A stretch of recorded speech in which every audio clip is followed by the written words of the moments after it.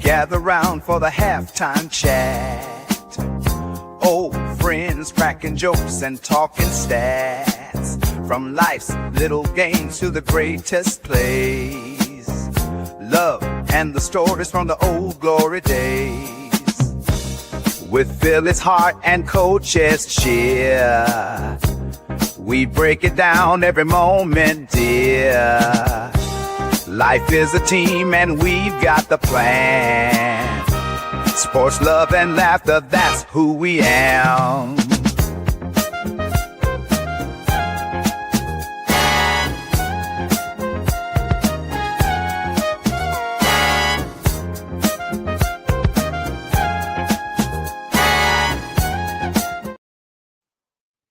Peace and blessings, everyone. Welcome back. The dynamic duo is back, and we're ready to bring you another episode 32 of the Halftime Coaching Adjustment Show. So really excited to be back. I appreciate everyone who's, been there tapping in with me. Coach, how you doing? Hey, take a step back and get refocused, refurbished, and refreshed, and ready to rock and roll. So, but yeah, we're ready. We're back. We're ready. Excited. So, appreciate you guys in the chat already. Those who are tuning in, make sure everyone, you know the routine. Hit the like button.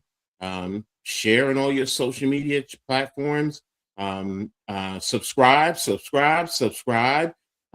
my man TP would say. And make sure you guys tap into the chat. Communicate, and let's let it ready to rock and roll. So and again, for all you guys that haven't subbed up, it's free. As I always say, if it's free, it's for me.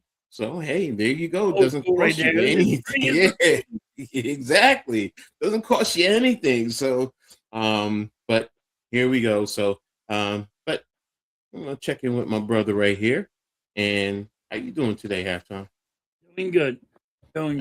That's good. And how's the family? Family's doing good. And for all those, Time's doing good right now. She's feeling better. Okay. Gets her chemo shot. She's down for like 2 days, and today seems like she's very up and very happy and laughing and all. Well, so I got a new channel, and we're gonna be me and her are gonna stream. We're gonna try me and her to stream tonight. Mm-hmm. So it's a game that she likes. She's got me trying to learn. Mm-hmm. And she's just breaking my balls all day long over it. She goes, go do this, do that. Like, why don't I just give you the controller? You play. Exactly. Here you go. Hey, hey, nothing better. Hey, she likes beating you anyway. So yeah, she just like she just abuses me. Yeah, abuses me, darn it. She abuses me. Most women do, especially like they like giving it to their husband that way. So yeah, I get it. So but again, everyone, thanks again for tapping in. Appreciate you guys.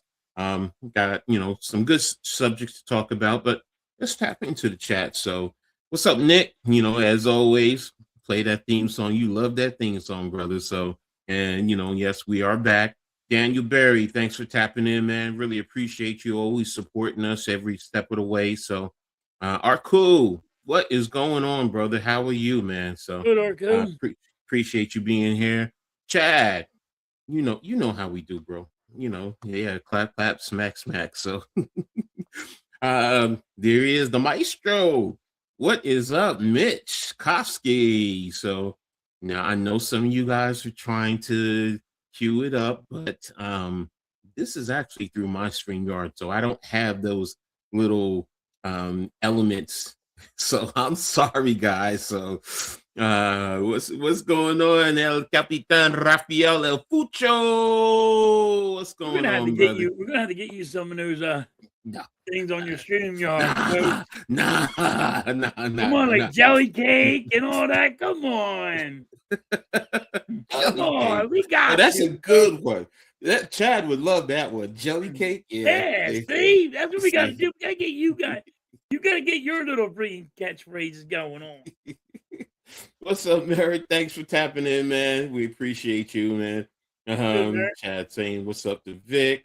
Leon, no matter your status, the heart today, remember this truth. God love you first. True indeed. His love is unconditional, faithful, and forever, and deeply loved today. Always happy Valentine's Day. Yeah. To those who celebrate, happy Valentine's Day. But I got a little rant in reference to that in a second. Um so peace and blessings always. And Bless. Merrick, thank you. And Philly halftime coach, great afternoon. Same to you, Charles, man. Thank you for tapping Charles in, is in brother. the building. You're the man, Charles. Yes, Appreciate you, sir. dude.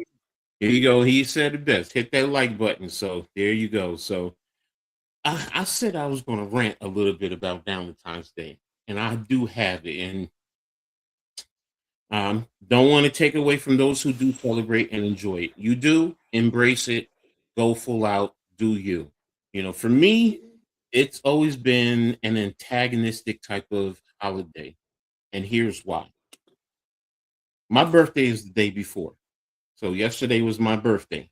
And all my life, I have been teased, abused in terms of Valentine's Day, no matter what. What, you couldn't wait one more day? What? And on top of that, those women that I was dating, sometimes they didn't want to. Oh no, we don't have to do for your birthday because Valentine's is the next day. So, wait a minute, it's my birthday. At least with your birthday, I'm going to celebrate you. At least celebrate my birthday, and Valentine's will do so. No, Valentine's. It's a woman's thing. You're the man. I'm not worrying about your birthday. Oh, okay. So, just abuse me and totally shred my birthday because that's supposed to be my special day, right? But no, because my birthday is before Valentine's Day. Mm.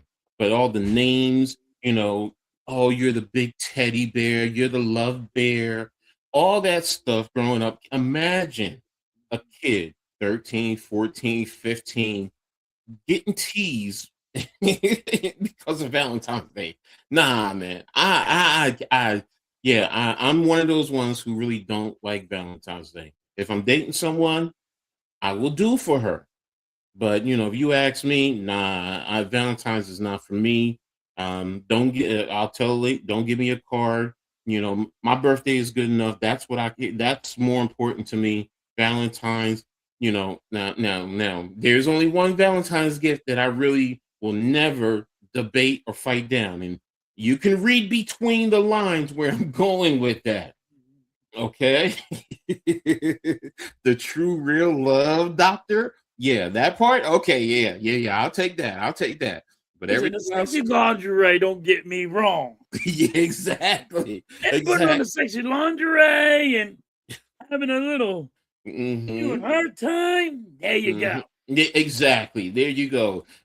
True adult entertainment. So, yeah, I'm fine with that. That part is good. But all that other stuff and Getting freaky buying in the the bedroom. Let's flowers, go.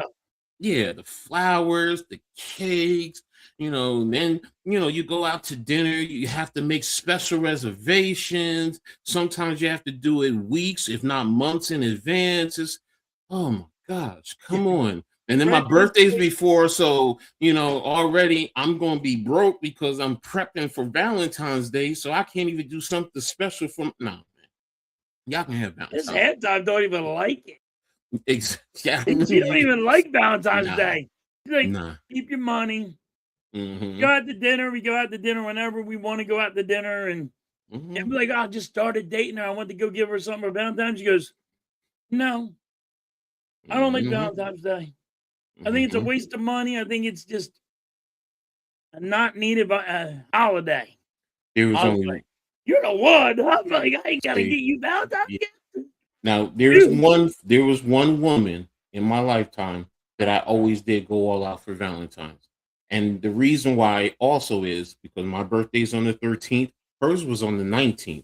So we celebrated the whole time frame. That whole week, it was all celebration, everything. So, and that's my first wife, the mother of my children, my first true. Yeah, it was worth it for her. Any other female that I've ever, they would take. Not me. Not Coach Ed.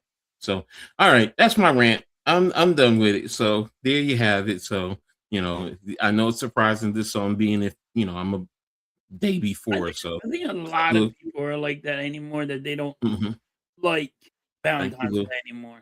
hmm Exactly. So we're getting there. So wait a minute, y'all got the stream elements on here already? Okay, there you go.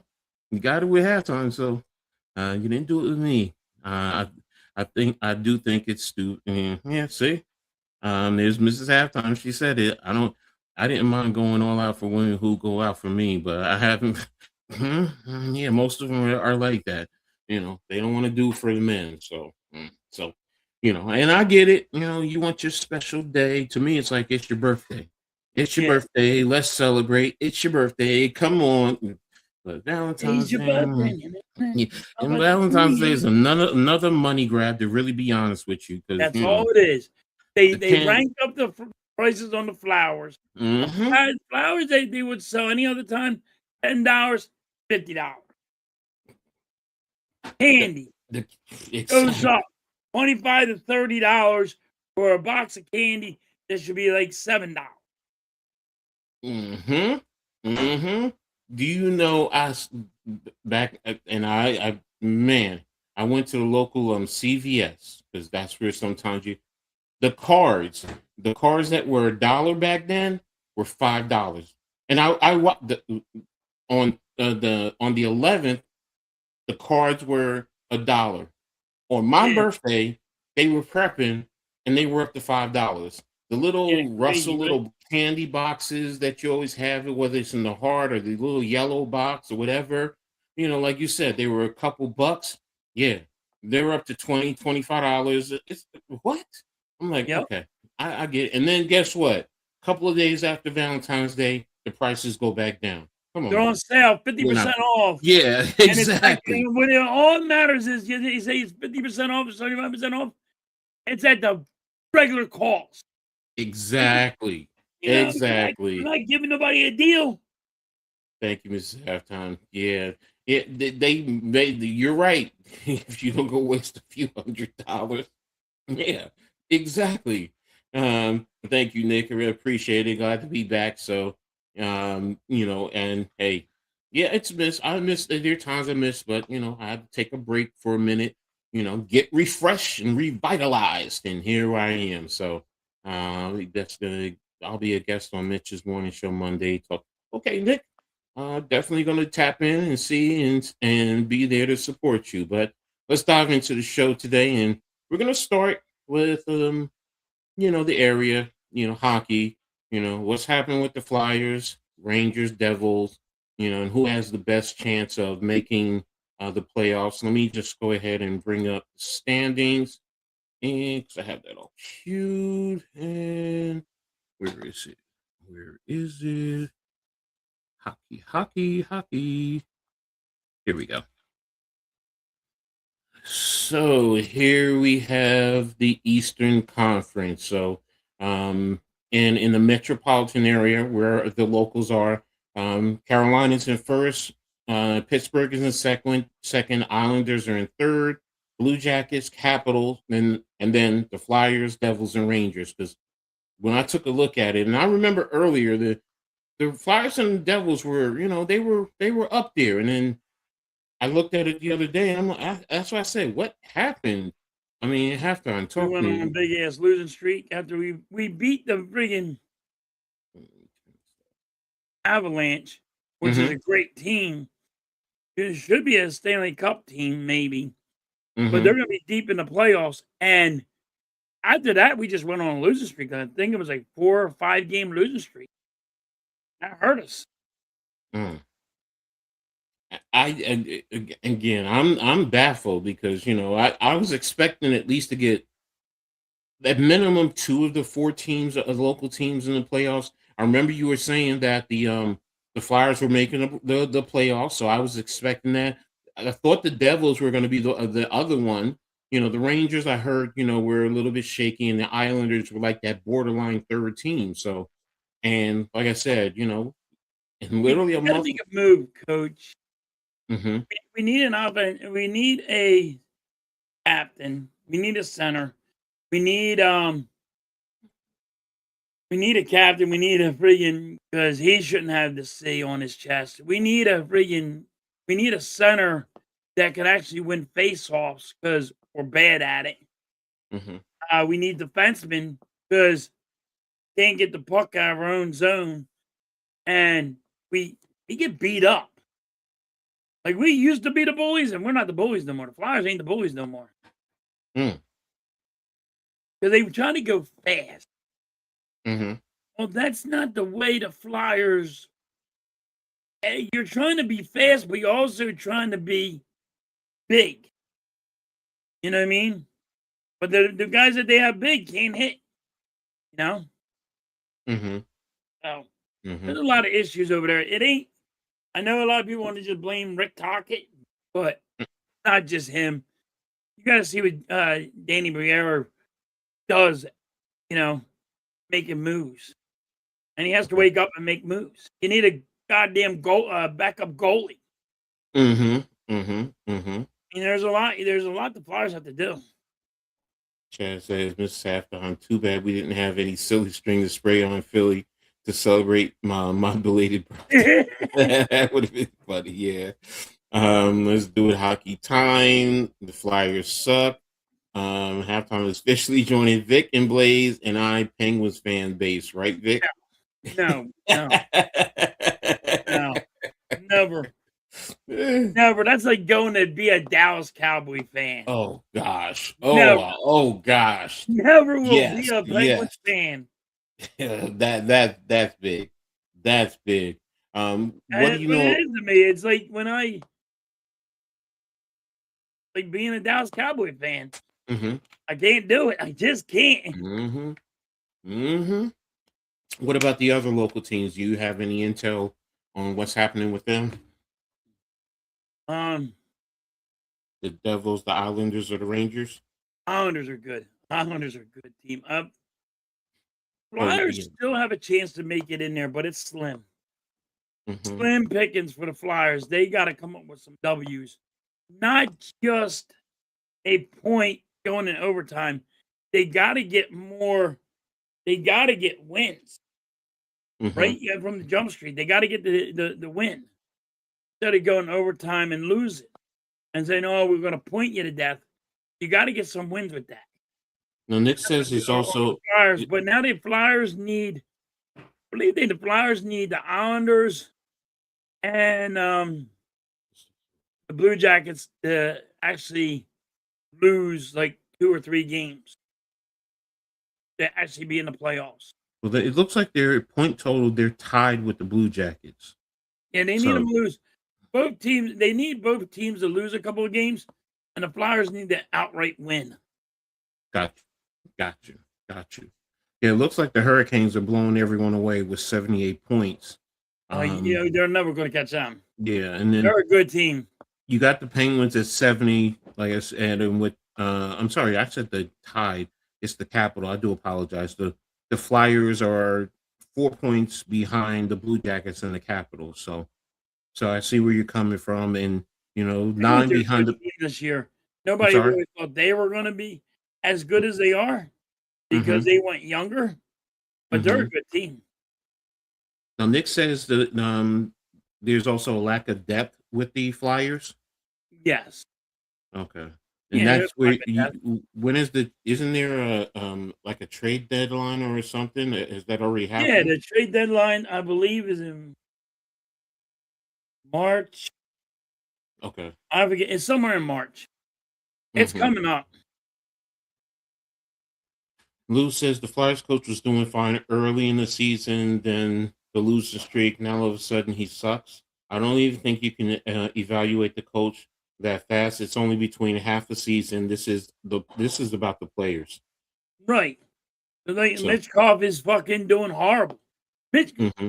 Like, coach, you'll understand this. Mm-hmm. Mitchkov is not in game shape. Mm-hmm. In any sport, when you hear Mm-hmm. this player is not in game shape. Mm-hmm. It's over half the season, and this guy is not in game shape. Why in the hell is this guy's. Why is the coach supposed to? How does the coach put this guy on ice if he's not in game shape? Mhm. You're a coach. How do you do? How do you You just don't. You say can't. because You the can't. name on the back is more important than his? You can get he No. can get hurt. Well, it depends on how bad of shape he's in. If he's there's you can play your way into shape, which really means that you're really not that far. You're really not Or that let's say bad, he's overweight and he and is not that's his muscles are not built up ready. So like when you're on skates, your ankles got to be stronger. Your freaking legs got to be really strong to go through those minutes. You know what I hmm mean? hmm But I mean that's the dilemma that coaches deal with. When you have players, especially key players that you were looking to count on in the season, especially when they come in and they're, out of shape, especially in this day and age. Now, when I played, yes, you had your training camp, and those are when you really tried to work your way into shape before the season started. Now, guys are supposed to be training year round. And to your point, yeah, how do you come into camp out of shape? There really shouldn't be, to me, it's more of a mental aspect where you're just not committed. Whether you're ready to retire and you're only playing, because I do question that sometimes. Is it about that money? The guy just doesn't want to give up the check, and you're just going to go out there and try and um, play your way into shape. And that's where the borderline is, because look, especially when you have a good team, if you have a good team, you don't want to risk, really hurting your team, and then you're not in playoff position. So the players don't have depth, and they have young guys that are hitting the wall as the season goes on. Yeah, the rookie wall, or the second season, wall. Yeah, that's a tough one. And they do just for different reasons. Flyers need the team above them to lose games, which you just said. Trade line is a lot later than the NBA. Yeah, that's what I'm seeing. So it's set for Friday, March the 6th. So pretty much the beginning of next month. that A Mark, lot of reports that Mishkov is very immature. Okay, see, there you go. Should have let halftime Google it. why would I Google it when I just said it was in March? Damn it! Yes. What the fuck am He I was touted googling? in Russia as a star. He carries himself like a guy who thinks he is a star already. Arrogance. Also, it's been reported he is lazy and the other players don't like playing with. And see, that's the thing, man. You're messing with the chemistry. All of that comes into play. So now it becomes is it addition by subtraction? Do you get rid of him? Can you get rid of him? Because right now, like I said, it sounds like you said, if he came into camp out of shape, and he's a veteran player, and he's supposed to be a star player, then why are you coming in out of He's shape? still he's only been in the league for I think it's 2 years. Oh, he's a young player. Okay, he's He's a still learning. very young player, but he has the upside of being great. But when you already come out like I'm great and you're supposed to play me Mm, all the time and I'm not going to be in game shape. It's half the season and I'm still not in game shape. How hmm the hell are you? And like you're going to blame this on the coach? No. You're supposed to blame this on the coach that this guy is not in game shape. Well, Don't when he blame the player that's not in game shape. That he's not. If you put him on the ice, or you put him on the field, or you put him on the court, wherever, it's easier for them to get hurt. They're in hmm ACL, anything. he's only 20. Okay. Yeah. All right. He I should. thought he was Well, 21, but still. let me. Are there any true veterans on the team that can grab him by the ear and pull him to the side? So it's a Not this young day and team. age. Not no more. Not this day and So age. So that's a problem right there. And you're going to continue to run into that problem because somebody needs to, or someone in his camp, when he's not, when in the off season, needs to pull him by his ear and sit him down and talk to him. Look, you are a professional athlete. This is how you're supposed to carry yourself during the off season. You should be training. You should Yeah, be prepped. it's not like that anymore, coach. You can't talk to players because they're soft. It No, hurts I their agree feelings. with you. What It I'm hurts saying their in feelings. I mean, that's what it is. Like right now, everybody's putting it on the coach. These players, like you just said, need to have a powwow in the locker room. Doors locked. Coaches ain't allowed in. Nobody's allowed in but some of the players. And they gotta friggin' if they had to fight it out, duke it out, whatever they gotta do, you know what I mean? Mhm. What they gotta do to figure how to get this chemistry going because what is going on is not working. He says, "Do you think Well, I mean, we kind of just alluded to that. No, we don't think he should be traded because he's still young. So, You don't like, trade him because he's still young, and the but potential is there. So, you had to figure out how to get through to this young guy. I'm being If honest it's with you. half the season and he's not and what's it called? Now, if I go what they're all saying how great he's going to be, which I never do it. You're gonna say Mhm. he's gonna be better, he's gonna be as good as Wayne Gretzky. Well, Wow. no, I'm not ever gonna put him in that category like some people already did.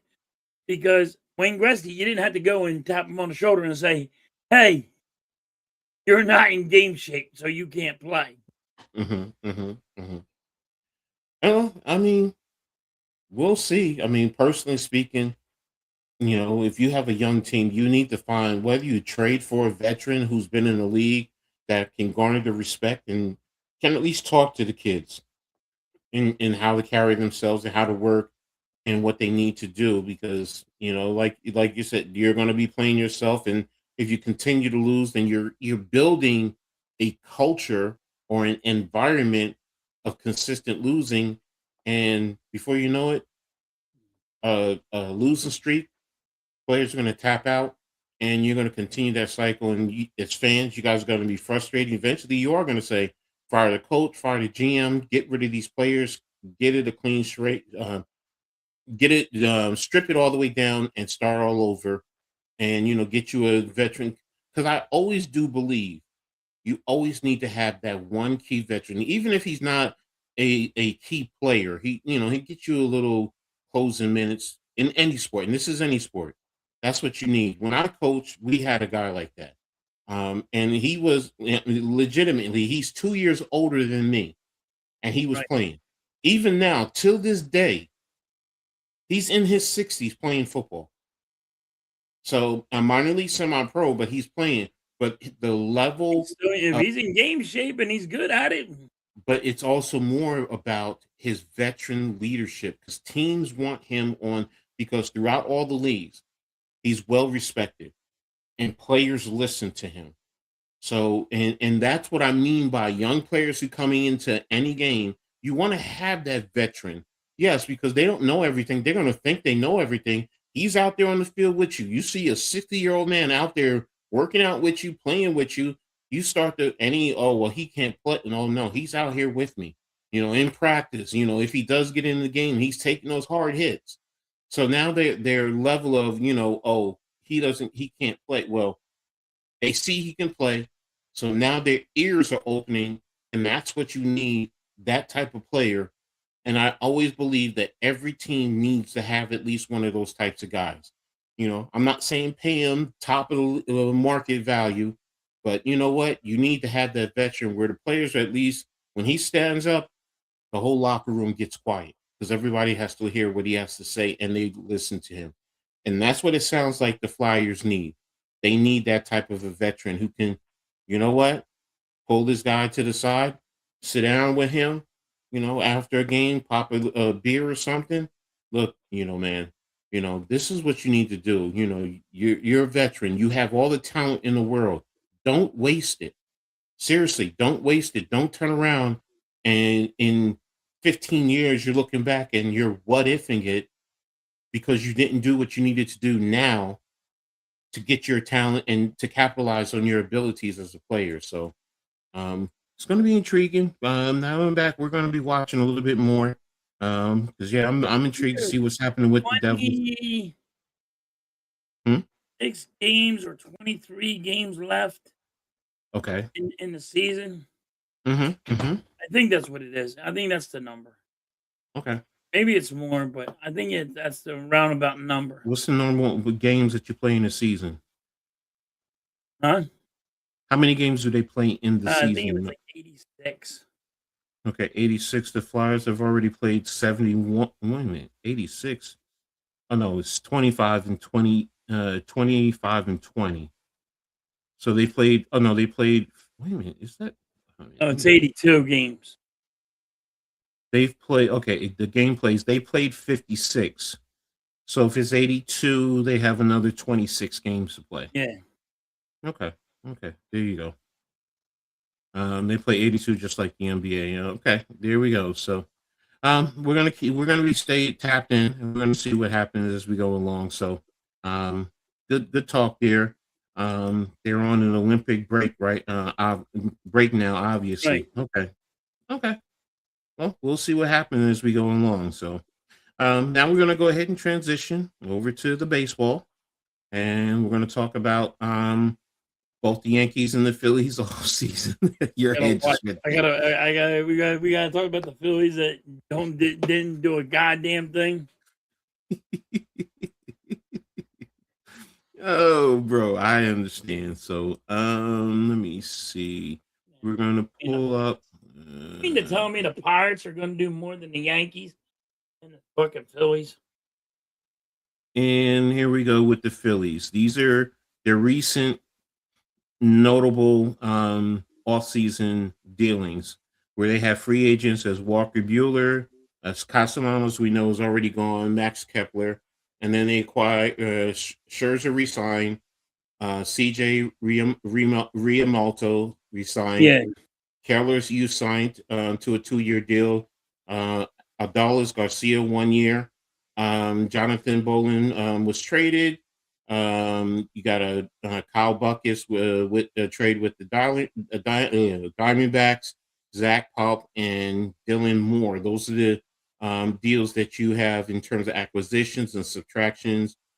Suarez to the Red Sox, Bader to the Giants, Strahan to trade with the Royals, Romano to the Angels, and Robinson retired. So out of these all these player moves, what do you think is who has the biggest impact to the team, whether positively or negatively?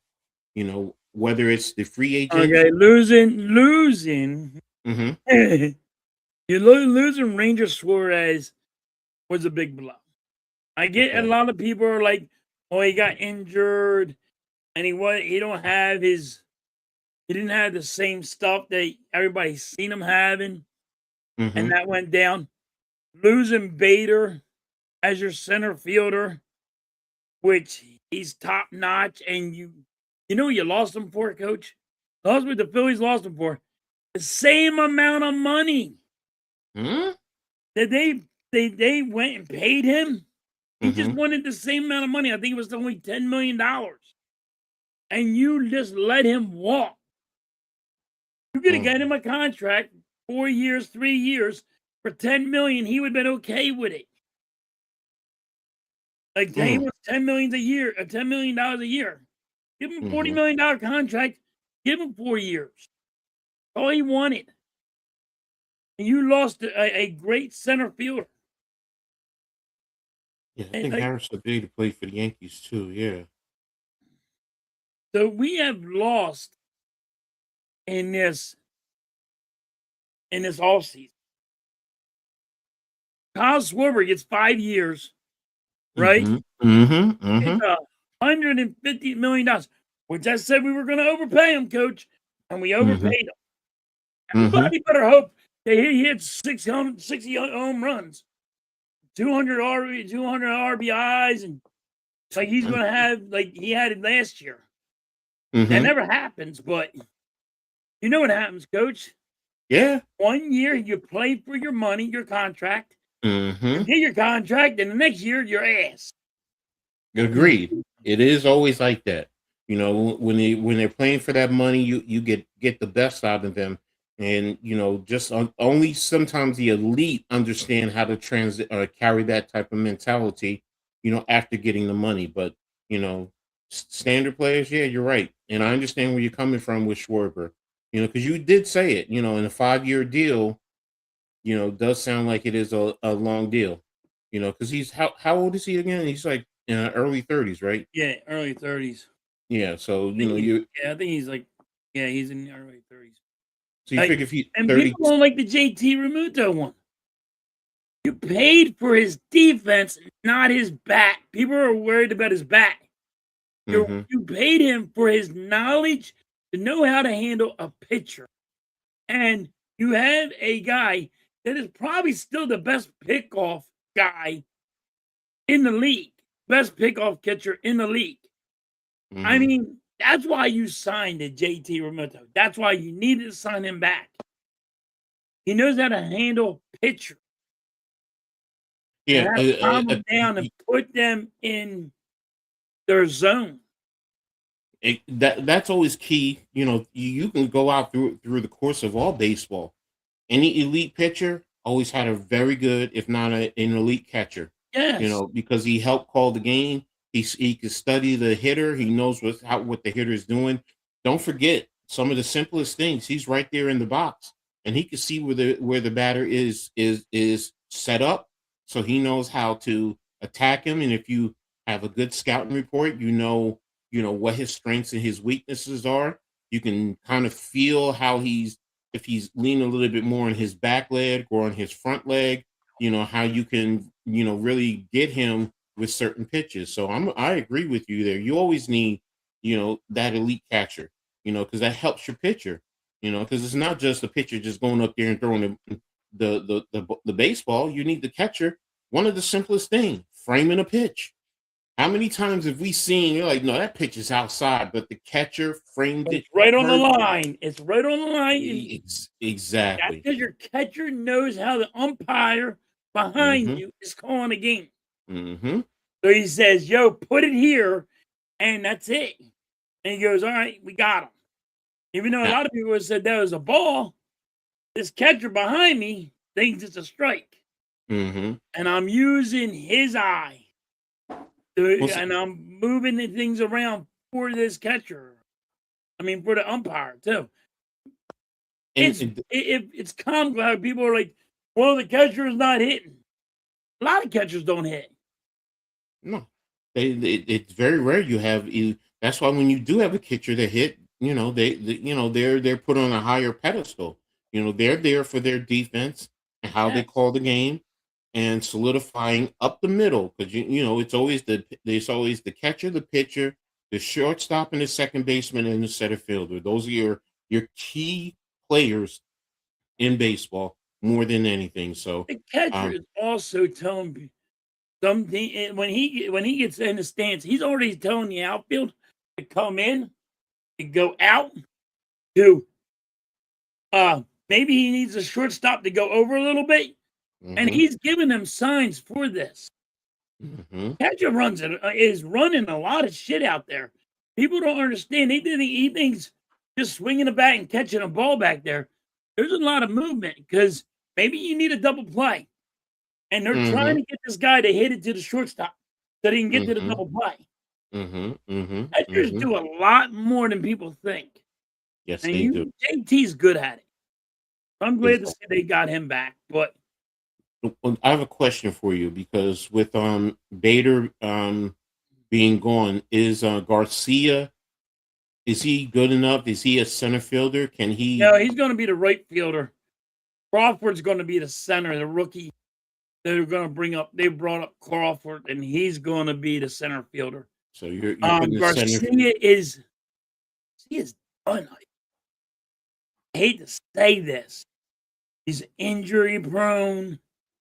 Um, they're hoping his back, because our stadium is smaller, can Mm-hmm. actually, he can get the ball out of the ballpark. Mm-hmm. Because our stadiums, I think, is the smallest, and so hopefully he can get the ball at a ballpark. But he's Mm-hmm. always hurt. He's injury prone. Mm, When you're injury prone the way he is, that's why you only paid him $10 million for 1 year okay. to see what he See has left in the if tank. you're taking a flyer on him. I got you. But Yeah, see, now you just said they're paying him $10 million when you probably could have given that to Bader, right? yeah, yeah. And that's a veteran guy, so which makes no sense. So, and what's up, John G? Thanks for tapping in, man. Appreciate you. Make sure you guys, everyone, make sure you guys hit the like button. If you haven't already done, subscribe. All the information is there in the description. You can tap into Halftime, myself, the Hardcore Sports Network, the Aboriginal Sports Network. We're streaming on all these platforms for you. So, bring you a great show. So make sure you guys tap in and hit the like button and sub up because it's free. If it's free, it's for me. That's that great saying. So there you go. So, well, there you have it in terms of the Phillies and for the Yankees. Oops, come on. I don't even know what you guys did. Do you guys do anything? We have Jake Cousins, who's a right-handed pitcher, who's a free agent, and here's our acquisitions: re-signed Cody Bellinger, Trent Grissom, re-signed, traded for Ryan Weathers. With the Marlins, Yarbrough re-signed for a year. Goldschmidt re-signed for a year. Rosario Blackburn re-signed, brought up signed Dijon off a league deal and a trade with the Rockies for Chavelli. And really what the Yankees are doing is pretty much running it back. That's really Yeah, what they're doing. They're running it back. And the key is going to be on some of the pitchers who are out. They're going to be out at the start of the season.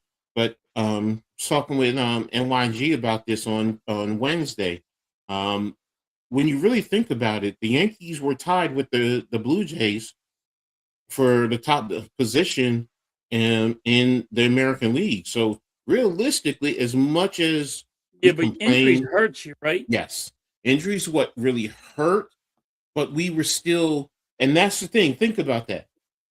The Blue Jays were number one in the American League, and the Yankees had the same exact record. So think about that. If the Yankees had won this series, then that's why the Blue Jays got the top record because they won the series head to head with the Yankees. If it was the other way around, the Yankees would have been the top team in the American League. So through all the injuries, and you're going to get Cole and a lot of the key pitchers who are going to be at the top end of your rotation, if you can get them back, right now I see why and understand. As much as I've given Cashman and Bone a lot of flack, especially with the analytics, really irks me. But when you sit down and I take my emotion out of it and I look at the facts, they're a good baseball team.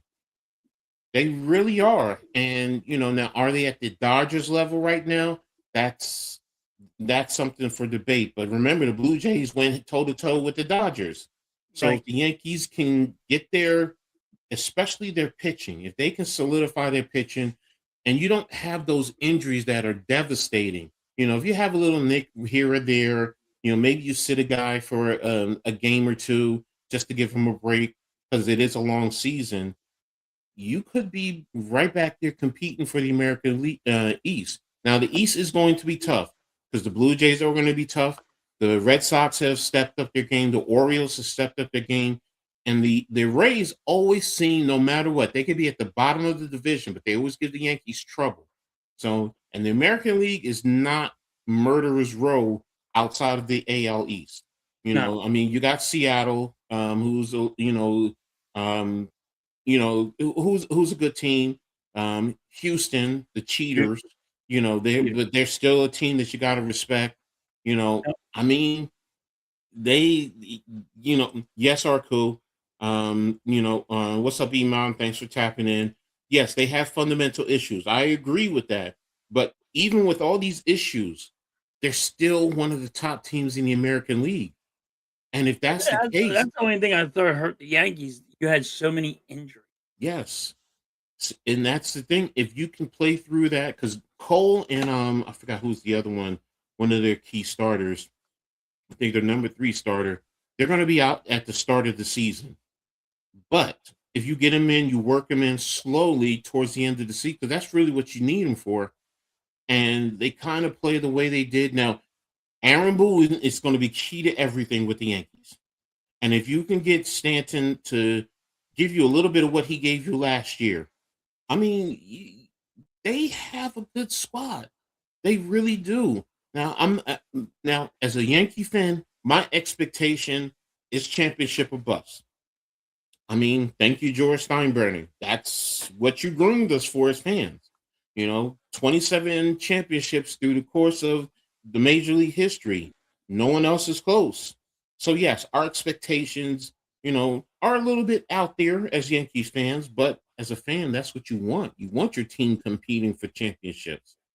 And they have a squad that can, as long as, and the biggest thing is Judge. To me, Judge has Always. to, yes. But you built a team around him, didn't you? For the most part, yes. For the most part, the team really is built around him and Garrett Cole. So I mean, the pitching is always going to be key with the Yankees. They're starting and their bullpen. Who's going to be the closer? We don't have a Mariano Rivera. I'm sorry. I trade bullpens with you. Our bullpen is not as elite, is not as good as you think, man. It really isn't. Coach, I bet yours is better than mine. Okay, I'm not going to get into that, but Look, yeah. Hold on. At least we got Painter. I've been dying for this kid, but now I'm concerned because he just had Tommy John surgery. And last Iron League game he played, he didn't play all that good. Okay, and see, that's the thing. So, the thing with the Yankees, the home runs, they key on the home runs. They want to hold home runs. But Bellinger is key. He's important to what they're trying to do. He helps with Aaron Judge and even Stanton. Like I said, the thing with Stanton now, Stanton can at least knock out and give you 30 to 40 home runs. Then that lineup becomes a little bit different. Bellinger, if he gives you 20-ish, I mean, you still have Jazz who can give you 15 to 20. So there is a lineup there that is like, okay. Goldschmidt coming back too. That's the one thing the Yankees don't do. They don't put the ball in play per se. Yeah. Pardon me. Sorry. As halftime always talks about, they don't do the small ball. The Phillies don't play. Yeah, the Phillies don't have that. Arco was saying, put the ball in play. They don't have that hitter that can be. They can't just put the ball wherever they want. They don't have that guy. No, they don't have them guys. Those errors are far and few. Tampa Bay. That's that one. You went back in the day with that one. Yeah. Or yeah. I like it. I like it because that's how it's a placement hitter. And that's the problem with the a placement hitter, and that you could put it in left field, where you're on the baseline, right on the foul line, and it's going to be good. And it's going to hit the wall, and you put anybody there. These guys are just swinging for the fence. That's why we miss Derek Jeter, man. Derek Jeter was and he was a master at hitting away. He would hit the ball to left field. He would definitely hit the ball to left field, and just like you said, down the line, which sets it up that sometimes he can push the two, and I got a guy on first and I got a guy on second. Yeah. I need that. Yes. If you want to give me a home run, I'll take the home run. Of course. But guess what? I want the placement hit right there so I can get two guys in. But here's the other thing, though. That placement hit in a situation like that can also put that hitter on second and maybe even third base. Now the pitcher still has to worry about another run coming in. Right. And then, you have the batter. Because now you're getting in the pitcher's head. Exactly. And they're going to make a mistake. And you know what? Even somebody who's not a home run. Exactly. He's someone who's not a true home run hitter gets a nice meatball, and there you go. Now you know what? instead of 3 runs, you got 4 runs. That's why sometimes putting the ball in play is so important, and Yes, and and and you wanna get in the pitcher's head. Like, exactly. that's how if you're a batter, that's how you get in the pitcher's head. Anything You you throw at me, I can hit, It's but also the defense. Don't forget, I because can sometimes put it anywhere I want. if you're moving the runners, and what's going to happen, the shortstop or the second baseman, they're going to be moving, and next thing you know, you put the ball right past them. Yep, Now they're going to be worrying about, in the future, man, do I have to delay just a little bit? And now you can't even get over to cover and get a ball that you normally would, because you delayed just a little bit, because you were worrying about what's going on, with the ball, with the base runners, just little things like that. So that's why I miss those days. But yep. nowadays, it's all about the home run, exit velocity, and all that stuff. And I get it, and I understand. But you know what? I'm too much of a fundamentalist, man. I like the old Good one school. too, or working the count. I haven't Yeah. seen that with the Phillies either. Nobody knows how to work the count. No, most teams, very few teams do that nowadays. So They just swing for the fences, Arku. yeah, I'm telling you, exactly. I could park my car between the friggin' batter and the baseball, and I could park my car between both them motherfuckers, and that's how far. And they're swinging at that. They're not working a count. They swing at everything. He says with Garcia, he said he forces his bat. So Yeah, that's not a yeah, good but he's sound. always injured too. Yeah. That injury bug really bothers me. You know what? That's all sports, man. And that's why, I get injuries, and I do, and Yeah, but sometimes. coach, if he's still has that injury thing, why bring him Mhm. here? Why would you bring somebody here injured when you had a center fielder healthy? That's what I'm not going to argue with you And there. you I, paid him the same the amount same of amount of money. money. Yeah, I'm You with you. just lost a great center fielder. That's all I'm saying. They just lost a great center fielder.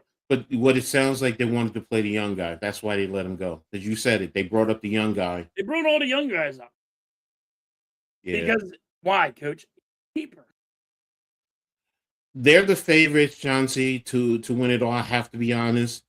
But we're going to see, and I will say this with the Yankees, it's going to be about their pitching, because if they can get their starting pitching down packed, and their starting pitcher can get through to 6 innings, where you're not heavily reliant on your bullpen, it really helps, especially with a Garrett Cole. We know what Garrett Cole is. He's an elite pitcher. He is. So, and we're going to see what happens. And let's be real. The other elephant in the room. What are the Pirates going to do with what's his name? I know he's a young pitcher, but if they're continuing and he says he wants out, what are you going to do? Well, Because they're that putting might. people around them now. So, I mean, they actually made moves and they're going to pay him. Okay. They got to Okay. pay. They can't It's let him it's walk. not about the matter of the pitch paying him. I'm saying if he feels that they're really not trying to win. They will overpay. They got to overpay him. They can't let him walk. Vic will go nuts. Didn't they do that with Garrett Cole when they let him go to the Astros? I'm Yeah. saying, I'm just saying. Look, if I, you know what, for baseball as a whole, I hope you're right. Because yeah, the big league teams, the Red Sox, the Phillies, the Yankees, the Mets, the Dodgers, even a little bit of the Angels when they were winning, the big market teams. Yeah, it sucks when it's always those teams getting the money players. You do want the other teams to have those players, so you can have a little bit more parity across the full spectrum. But the other thing is the rules of the game. Right now, do I think the Dodgers can win it all again? Yes, I do. But again, it's going to come down to the Blue Jays, the Yankees, the Red Sox, what each of those teams do come the playoff time, and how their lineups go through the whole season. And this is the first time in a long time, I'm going to be honest, I have been excited about seeing baseball and sitting down and watching a baseball game. And I'm going to be watching a few more games as I go along because I want to get back into it like I was when I was a kid. Because when I was a kid, I mean, Dave Winfield, Reggie Jackson, Jesse Barfield. I mean, these are old school. A lot of you may not know who I'm talking about, but I loved it. This is even before Derek Jeter and the crew. You know, Don Mattingly is my all-time favorite Yankee, and I hated that he did not get a World Series ring. Well, he was one of my favorite players, and I hated the Yankees because of him. So he's one of the reasons I hate the Yankees. So yeah. But I got the Dodgers winning it all again. Yeah. They're spending the money. They're doing what they're supposed to be doing. People can get mad at them or jealous at them or whatever it is with them. If it was your team doing what the Dodgers are doing, you guys be like, hey, we're paying it. We're spending the money. We don't worry about the luxury tax. We worry about championship. I will say this, though, in fairness to in the National League, because you said it earlier with the Mets. The Mets also may be key in the National League. No, they're going to be really, really good. And they also may be able to play with the Dodgers. So if they do, and I'm intrigued. Stay healthy.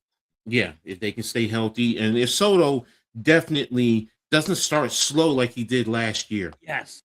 So, he definitely, if he steps up, then, it's going to be, and like I said, that's why I'm excited. I'm enthused with baseball right now. So, and I haven't been in a long time. I'm excited, but I'm watching with baseball right now. I'm watching where, they're going to go on strike. You're watching the strike come quick because now they want to have a salary cap. You never had a salary cap. Are you telling the guy that you just paid $800 million to that you got to take a pay cut? Like, what is the salary cap going to be? And they can't do it in baseball because now you said all this time, salary cap, what you call it? Mike Smith and all, Pete Rose and everybody, all them guys back in the day got this price up here. And now here it is. Now you're saying, hey, now we want to save money. And that's crazy to me. I'd love to really see these teams book because don't forget these, as Lou was saying, the cheap teams, the other cheap teams, they're making money hand over foot even if they're losing because of revenue sharing.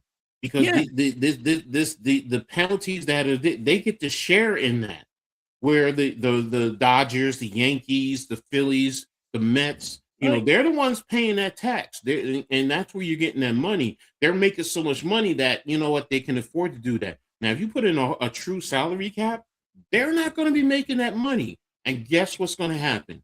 That revenue sharing is going to cease. And I really think they're going to bitch and they're not going to allow that. I don't see them. They can't allow it because let's be honest. All right. If you win a World Series, you know how much money you make?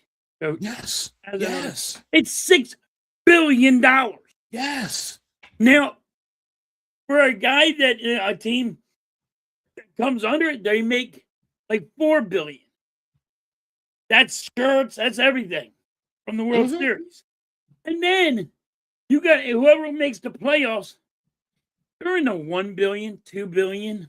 It goes down the line. The lowest money that you can make a year on a team is like, I think it went to 400,000. 400 million for the worst team. If your team is not, if your salary ain't up to 400 million, you still made money for being the worst team in baseball. I'm with you, bro.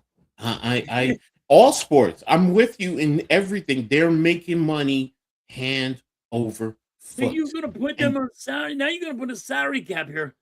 So what are you going to tell them? You're not going to make $6 billion during the World Series no more? But the thing is, though, The issue is the revenue sharing off of those penalties, because like a team like Kansas City, okay, let's just say their revenue sharing clip is $200 million automatically. But not including what they go through the season, tickets, all that TV money, just from the penalties. They know they're getting $200 million from the league, Yeah. and not including TV money and everything. Bro, I would take that in a heartbeat. They don't. And now, if you put in a salary cap, a true hard salary cap, they're not getting that $200 million. Right. So that's where I'm like, I can't see them agreeing to a salary cap. They're gonna tell no. I mean, you're not going to go and tell the worst team in baseball you're not going to be able to make any money. Vic has a great point. But go ahead. And I mean, you're just not going to do it. And like, are you going to say that there's not going to be a luxury tax no more? That you're not allowed over? But that's why I said a hard cap. That's why I said a hard salary cap is like the NFL. It is what it is. So you can't go over. There is no, and so there's no penalty. So teams like the Yankees, the Phillies, the Mets, the Dodgers, they're not paying extra by saying, "Oh, we're going over." I'm saying, okay, the salary cap is, let's just say the salary cap is $200 million, and like Victor is saying here, there's a floor of 130, like they do in basketball. That means that these teams are going to have to spend their money and to be able to compete. So you should be able to. You should make everybody spend their money. I do agree with that. Yes, that's why I'm saying. But that also means those teams are not going to get the extra revenue sharing. To me, there's no revenue sharing if you go with that hard cap. In terms of they're saying, hey, I'm still staying afloat. Whatever I make in my stadium is mine. So what I'm going to do is I'm just going to live off of that. You know what I mean? So they still make the worst team in baseball is just saying, I'm still getting the $250 million plays for my players, and I got $75 million that is mine. I mean, I'm not going to make my stadium better. I'm not going to make my facilities better for my players. I'm not going to do that stuff. And that's what they're doing, and they're getting away with it. Exactly. And Lou, you're right. These owners are greedy. And look, let me look. I get business. We all get business, and that's the bottom line. We're in a capitalistic environment. They want to make the money. I don't begrudge somebody making the money, but the way you're going about it, it's like really, and like you said, you eventually try to do the opposite in society, where it's like, all it is about you filling your pockets and nobody else. Yep. It's like, do you not realize it's going to implode, and then eventually everyone is going to be hurting, even you as an owner? Because if nobody is spending, because all of a sudden, if fans as a whole stop spending money, stop watching the games, there's no TV money, there's no ticket sales, there's no concession stand, no parking, all of that. If that all dwindles away, then what you're doing? Then what are you doing? Having taxpayers pay for their stadium, and that's the other thing. Not having the states pay for the stadiums. Yeah, that's true. But it's the owner should pay for the stadium, because you know what? Yes. You're the one that wants the stadium. Yeah. Why does it got to go to the taxpayer? I agree with you. You're making billions of dollars. You win a World Series, buy your own fucking stadium at $6 billion. You know what you're saying? Is you don't want to pay that money to the people. You know what I mean? No, they want. Yeah, they don't. They want the people to pay for the what you call it. And it's a tax write-off. Don't forget, there is no tax write-off. But they want the cheap. They want you to bow to them, and people do it, and they do it because you're right, Lou. The city don't want to see them go because how much revenue they make from it. Ooh, Victor, you lose the stadium. Like if you're in Philadelphia, you lose the Eagles, you lose the Phillies, you lose the Flyers, you lose the Sixers. You lose them. Here's the other thing. Philadelphia has a lot of college sports that Yes. play there also. So you're losing that revenue also. Yep. And the concerts. And exactly. So, So you know how much money you're losing if you let a team go to somewhere else. Yes. You're losing billions. Yes. And then you gotta remember, that's not coming around. You can't just go put any fucking team up there, and you think you gotta rework it and try to get the fan base back there. So they gotta overpay. They gotta go pay for the freaking, the the stadiums and all. Right, Lou. Right, Lou. It is a lot of stuff is a scam. I don't begrudge an honest bit. No, exactly. I don't begrudge honest bit. It's the ones that, like you said, are scamming and they're excessively greedy and they want control and the power. And I'm like, well, if because I've even said it to to some of the other teams I support. The only way you really get to these owners is if you stop supporting the team and collectively, not just a few of us. If collectively you stop, it's just like a strike. If the fans were to strike, Yep. do you know how panicky these owners would be? And don't forget the corporations that are in business in partnership with them, because now they're also not going to, because they're investing in these teams. So that's where it's like, the people really have to understand how much power you really have. But we just are so consumed with, we want our entertainment, because if we are not having our sports entertainment, then our life is, whatever, as opposed to, what, sometimes sit down and find something else, spend time with your family, go out in the park. It'll never happen. I mean, no, we know that. I mean, the sports are so big, it'll never happen where the fans say, we're going on strike. That'll never happen in a million years. You know why? And this is ready for this. It takes you away from all your problems. Yeah, true. It takes fans away from politics. Why? There's a lot of fans don't like politics. It takes it away from that freaking stupid shit. It takes things away from their problems. If you're having problems at work or wherever, that's why. I mean, I know they're putting politics back in the friggin' sports, and I hate that. But you're right. And now you're really even. That's why my fandom is so different. Because my dumb ass, I'll go on, turn on, look at the playbooks, look at film, watch. I get so much enjoyment out of something as simple as that, where the average fan is bored with it. Where I underneath my computer desk right now, I got stacks of playbooks right now where I can just pick up and I can sit down, notes, and so I get it. But the average fan, yes, you're stressed out. You want to watch the game so you can sit back and relax and root for your team. So right, they're just trying to hide from the problem. Lou, and you said that this is a great philosophy, and you're right. The rich ruin society because they think they're separate from all of us. When society fails, it fails for everyone. They think their shit don't stink. It's all right. Exactly. But when it fails for everyone, then they're going to be panicking. So leagues are the same. No competition eventually kills. Yeah. It's I never looked at it that way. It's a Ponzi scheme. We play for the stadium, and they get all the profits. Just a way to get our money into the hands of the. I never looked at it as a Ponzi scheme. That's a good one. I like that one. You want to leave Philly? Go ahead. You are leaving the most profitable sports. Hey. Now, I think New York is the most profitable. Stop it. No. No, seriously. Think about it, though. New York, you have 2 football teams. You have 2 basketball teams. You have 2 professional baseball teams. You have 3 hockey teams. That's where you're wrong at. How? Because your New York football team's in Jersey. But it's still part. Well, wait a minute. South Jersey is technically part of Philly, just like North Jersey is part of New York. Stop! No, don't play double standard. Bringing those taxes come here, baby.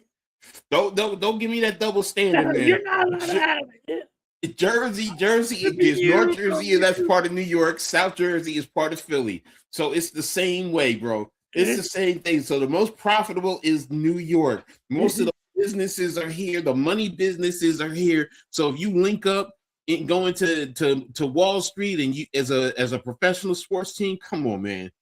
I'm sorry. Right, The most profitable. They're gonna start fucking putting more football teams out here. Just watch. I can't see it right now because a lot of the where are you going to put it? I can see it. You know what I can see, Coach? Like another team in Pittsburgh, and having two teams in those states. Why? More money. More money for the Pennsylvania already has two teams: the Eagles and the Steelers. Yeah, but if they put another one deeper in Pittsburgh. Weird. That's gonna where at Lion Beaver Stadium. Yeah. I mean, because it does hold 100,000. So yeah, like now you're going to take away. Somewhere that far away. But you're going to take away from each of your fan bases, the Eagles and the Steelers. That's what I think is coming. I can't see Pennsylvania. In my opinion, I think Roger Goodell and NFL want to spread this and make it so big. But you're right. Now, if you tell me St. Louis, I agree with you there. Because St. Louis, remember, they had the Rams. They used to have the Cardinals. They got rid of the Rams, and then you had Oakland. St. Louis, Oakland. Well, Oakland is losing all their sports teams because they're real, other than the Warriors, because for some reason that area is just not profitable. For some reason, I don't understand. It's profitable. You know what ain't profitable? They don't know how to manage their money. They're bringing goddamn, their mayor don't know how to manage the money. He's trying to pocket it all and put it in his own damn pocket. Yeah, Davis, yeah. I mean, we all do in some ways. So I know New York boys over there in terms of exactly. But again, I mean, we were just talking trash, But the most profitable are the big markets. Let's be real. I mean, basically, they try to steal the goddamn Statue of Liberty. Damn it! Statue of Liberty is in Jersey. Stop it, Statue of Liberty is in Jersey. Yeah, but they always said it was in New York. I'm like, no, it ain't. No, it's not. It's in New Jersey. It's been proven. It's in New Jersey. Yes, but the problem is. Back in the day, what they say? It was New York. I know it's New York, but that's the ideal that North Jersey is part of New York. Why do you think it's called the Tri-State? But then again, South Jersey is part of the Tri-State. Damn it! You stole the Statue of Liberty. Look, I'm Jersey. Stop it! Don't forget, I'm Jersey. I may have been born in New York, but I'm Jersey. 50 plus years. Think about it. I've been living in Jersey since 1970, so I'm Jersey. Okay. I'm through and through Jersey. That's Jersey. I'm probably the one fool who I wish the Jets and the Giants were called New Jersey. The New Jersey Giants and the New Jersey Jets. Then you could legitimately put a team into New York City. Imagine that. Imagine that ain't happen. That'll never happen. No, if you do that, I think it would really hurt the NFL. I think that would hurt. Yeah, it would. I think that would hurt the NFL. Yeah, it would, because it would hurt. The economics would be there, but I don't think the rest of the league would want that. Right. But New York and be more a more transient city where our people from Philly tend to be from here. No, Lou, I know a lot of people in South Jersey who are Philadelphia sports fans. My dad lives down there. I'm South Jersey. I mean, South Jersey. A lot of the players from the Walt Whitman Bridge. Born and raised a Philly fan. A lot of the players, though, where do they live sometimes? In Jersey. A lot of them live in Jersey. Yeah, and you know where the players live? In South Jersey. Yeah, so I get it. I get it. I mean, my ex-wife lives down there, so I learned a lot about it. So it's just like, Even the football players, basketball players, most of them live in South Jersey. Mm-hmm. Jersey is a real place. Stop it, Lou. Stop it. It's the most heavily dense state in the country. Think about that. Now, the benefit is we have multiple professional sports teams that we can root for. But, I mean, you remember the Nets were technically in New Jersey for the longest while until they moved to Brooklyn. And they only moved to Brooklyn because of economics. That's it. Otherwise, they'd still be playing in the Meadowlands. Yep. So, Jersey is a real place. Now, if you want to say Philly and New York is not a real place, okay, fine, whatever. You could say that. Jersey is real, man. And I'm proud of it. I'm proud to be from Jersey and be a Jersey. So when you meet a freaking Jersey person and you meet somebody else, they're like, you ate right. You just ate right. Where are you from? I was in Florida, and I was I was fishing with my brother, and we about to work on the beach. Mm-hmm. Lived in Florida. Said, yo, what you all about to do? We're going to go on the beach and go fishing. He turned on his fucking high beams. Fucking like 900 fucking alligators there. He goes, really? You gotta walk down them steps and go play with them guys? I'm like, guess we can't go fishing here. They're like, where are you from? Jersey? Like, never mind, dude. He goes, yeah. Go back where you came from. What the hell is wrong with you? Exactly. So it didn't want to come to Camden except for the practice facility. Yeah, the biggest sports market are Philly, New York, Boston, Chicago. Yeah, exactly. And I mean, to be honest with you, they really can support multiple teams in each of them. I mean, in each sport. Let's be real. But the rest of the country would suffer. That's really what it boils down to. You know why some of these teams hurt though? Is because of the news. Yes. There's not enough news media. There's not enough news media for the Atlanta Falcons, for the Panthers, in them areas. Right? Atlanta is one that does well, to be honest with you, because it is while it's not a at the level of New York and Philly and Boston, it is a metropolis. My family is down here, so but it should be bigger than it is. What I mean, like if the news media was bigger in sports all the way around, like New Jersey, New York, and that's what hurts some of these teams. True. Look, I'm going to tell you something. Okay, places like Alabama, Nebraska, Iowa will not, in my opinion, this is my opinion. I don't have any facts. It's just my opinion and feeling. This is why college does well there. I don't think pro sports would do well there because they're so ingrained and consumed with the college sport. They're not going to support the NFL to the same magnitude as the college game. Right. And it's what they've had for years.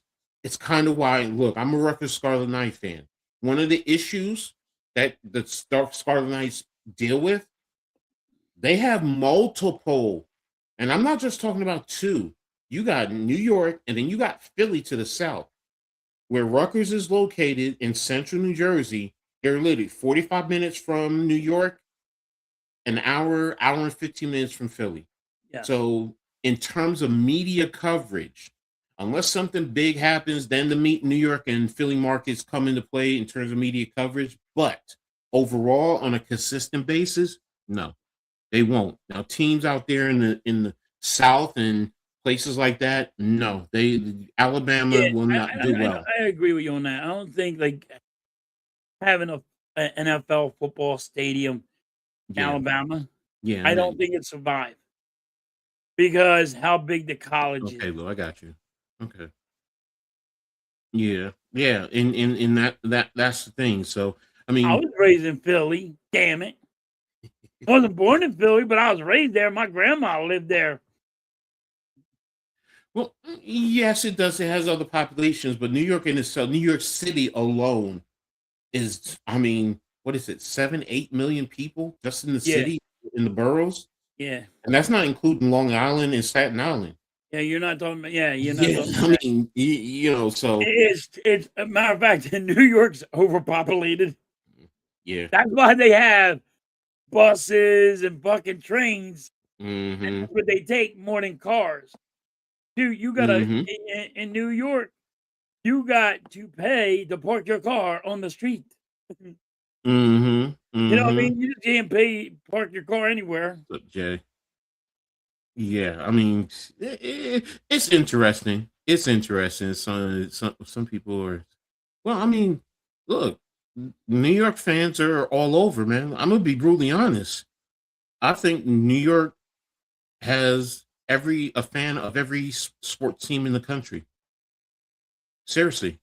I mean, now some are, of course, some are bigger than others. You know, that's normal. But you can find, like I said, I'm a Rutgers fan in the Big Ten. I've seen fans from Purdue living in this area. Purdue in Lafayette, Indiana. You wouldn't have expected it, but yeah. So There's yeah, fans there's all over the place. yeah, I Celtics. mean, I seen there's fans like you know, you're Vic, a what are you fan trying of to? certain Okay, people that are like the Warriors or something. I'm like, yeah. why? Like, Yeah, we say why because of where we're at, but I understand. And but here's then the again, I reason. understand. I get it. I mean, I get Yeah, it. don't forget, the Warriors technically weren't in Philly too Yeah, back in the day before they moved out but west. these are So young. that These are yeah, I young know, I kids. know, I They know, don't I even know, I know. know. They didn't even Yeah, know that existed. yeah, no, I know, but that we know why they're Warriors fans because of Steph. We know what I got he's a about. question. So Why I can't? can it support? What are you trying to be, the fish that saved Pittsburgh? So Blaze would love that. So but honestly, do I think they could? Yeah, they probably could. Well, They it's probably big could. enough. So It's big enough. you It would have help. the It would help mm, Philadelphia and Pittsburgh would fucking yeah, have to. but you also probably have some fans who are there who, because Pittsburgh is so close to Cleveland, which I know a lot of them don't want to admit it, but you probably have some Cleveland fans there too. So Right. So when you go into deep into Pittsburgh, probably the Cavalier fan, right? yeah, the most. I mean, most true Pittsburgh fans don't want to mess with Cleveland, but you'll have a few in there. That's why you have more Pittsburgh fans who are Sixers fans because they'll say it represents Pennsylvania and it's part of the state. That's Ohio, and they don't like the Browns anyway. So you just throw it over to the Cavaliers also. So um, I don't know, Lou. I really don't know why they never really had an NBA team. So who said earlier they had a basketball team, but who was it? Oh, it was you. I didn't know they had an NBA team. So I'd have to do my research. I think those ones going to see the college teams as part of the community. Yeah, exactly, exactly. So what's up, Ron? Thanks for tapping in. Make sure you hit the like button, brother. We appreciate you. I mean, no, Lou, I don't take it negatively, bro. You're good. That's why I love this conversation. I love the debate. Yeah, Keep we're it just going. You're talking sports. good. That's what we love about. You guys are part of this show too, so throw it out there. So You guys make the channel happen. I love all this. exactly. So Rick says we hate Cleveland. So there you go. Coach isn't halftime the goat. I know I that's wish I was. that's I your ain't the goat. goat though. So hey, I do love the goat, put some little curry on it and get some potatoes and some rice. Yeah, So, but yeah, good tasting. but yeah, Good especially when you taste. cook it right. Yeah, some good curry goat. Rastaman, you're taking me there. No, Yeah. let me stop. Let me stop. So let's get to the question of the day. So, so go ahead. The question of the day is: do you have any guilty pleasures? If so, what are they? So, I'm gonna let you again. go first. Well, of course, we all, people have their vices, guilty pleasures. That's really what I'm talking about. And it could be anything. I know, look, one of my guilty pleasures is I love to eat. I love to cook and eat. I don't say I'm the sexiest fat man in the world for a reason. I mean, look, I know right now I got to lose some of this right here, but I mean, I love my big belly. You know, it's not just the beer belly. You know, there's a lot of food in here. So, you know, that's one of mine. You know, I mean, there is some adult entertainment that I enjoy. You know, hey, you know, I mean, I can, and I've been doing that. You know, going back to when I was a little teenager, and you know, used to hide stuff under my bed. So, you know, but yeah, again, seriously, you know, the main point is, you know, what are they? Because sometimes guilty pleasures, I know they're not always right to some people. You know, they feel that it's not right. And just to read the definition, just so you get a general idea, a guilty pleasure is something such as an activity or a piece of media that one enjoys despite understanding that it is not generally held in high regard or is seen as unusual. So, you know, example, a person may secretly enjoy a film while acknowledging that the film is poorly made or generally regarded unfavorably. So again, there's many different ways we can go with this. So but I gave you a couple of mine, you know, my guilty pleasures. You know, I mean, Dude, that's yeah, you know, when I engage with ladies and I talk with ladies and you know I gain a little interest. There's certain physical features I'm checking out. You know, I mean, yeah, I am. I mean, you know, it gives me a little guilty pleasure. I mean, but you know, I put myself out there. Okay, what's some of yours? Okay, so there you go. So let's see. I should be I should be real. I just hate Ohio. Okay, there you go. I got you. Guilty pleasure is definitely going to be Makito to eat sushi. no, no. I definitely ain't eating no goddamn sushi. They gotta cook that shit. That was raw. Well, there's the California. See, and you know, my granddaughter has me eating that. That's fine. So, but you know, again, you know, getting back to the question of the day, All you know, right, question of the Denmark day. is down. Okay, they're down 2-1 to Denmark. Okay, we're now Oh, you're into about to the question get of the day. now. What's up, Leaf? Thanks for tapping in, bro. Appreciate you. He's like, whoa, what? But yeah, what's All your right, guilty guilty pleasures? pleasure of the day. Well, I'm Mhm. fat. I like to eat. See, I like to eat a lot, and guilty pleasure of the day. Construction guy like me. All right, you get in those bad moods. hmm But when your woman sends you a titty pic, that's my guilty pleasure. Makes you happy, makes you smile. There This you is why go. you can't put on this on me, coach. I didn't put it on you. Yes, Look, I you put it did. on me. No, I Like, didn't. this is where it goes in my head. It goes like my guilty pleasures. And then, you know, you got people like want to look, check out your phone. You can't check my phone out. exactly. You There's gotta this stay stuff away in from my my phone. look. This stuff. If you went into my You phone, yeah, don't want you're to be right. on I'm my with phone. you, I put my bro. phone, you'll be like, oh my God, this guy is wrong. And you a typical guy. You just like me, bro. I got But stuff it on there puts a too. smile when your woman takes the time of day and you've been working hard and breaking your ass, hmm and that hmm happens, puts a smile on your face, dude. It does. It's like, Exactly, wow, bro. she thought about me. God, Exactly. she knows what I'll think of. It Exactly. ain't like, hey, What's up, I'm gonna Philly? cook you this.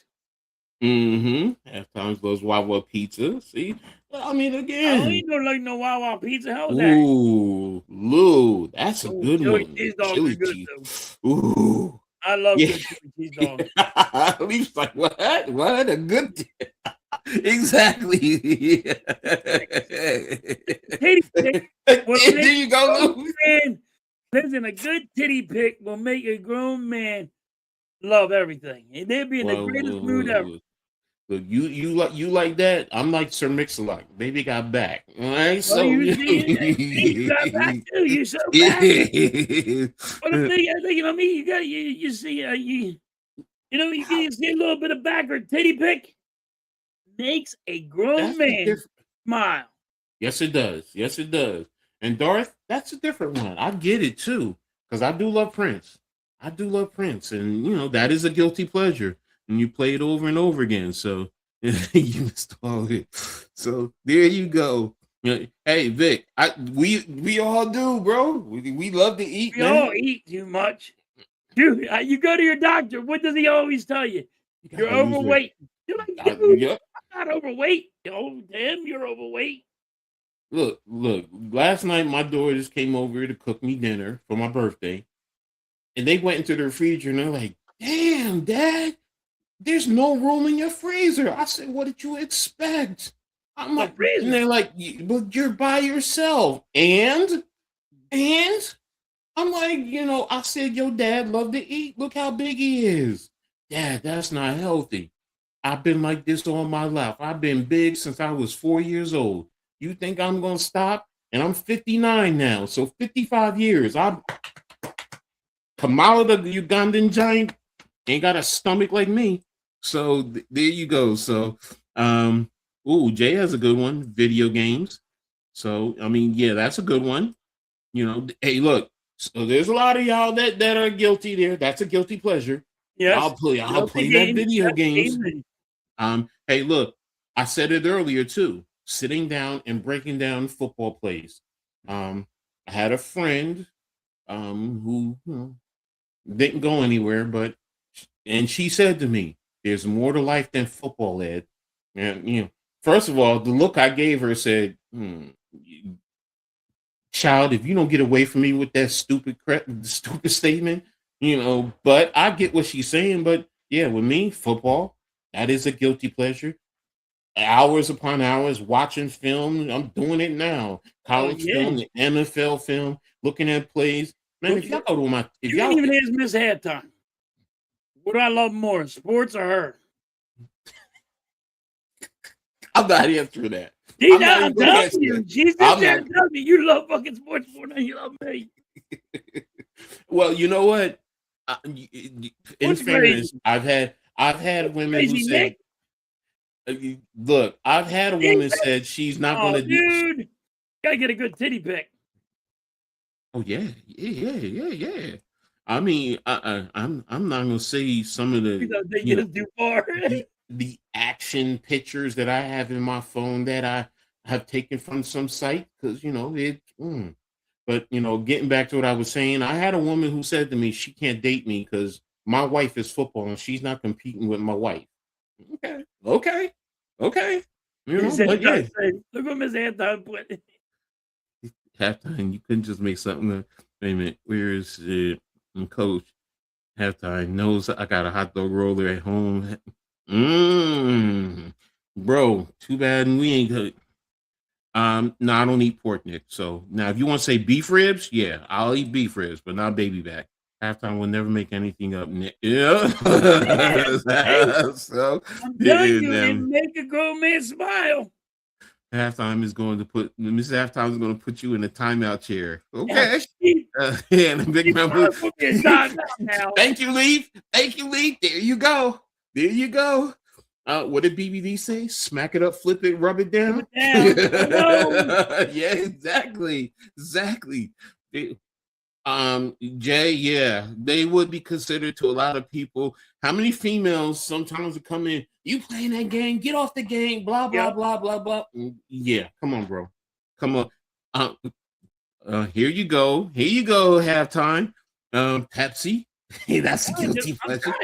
I'm trying to get them to bring in. I'm surprised nobody said beer, or liquor. Yeah.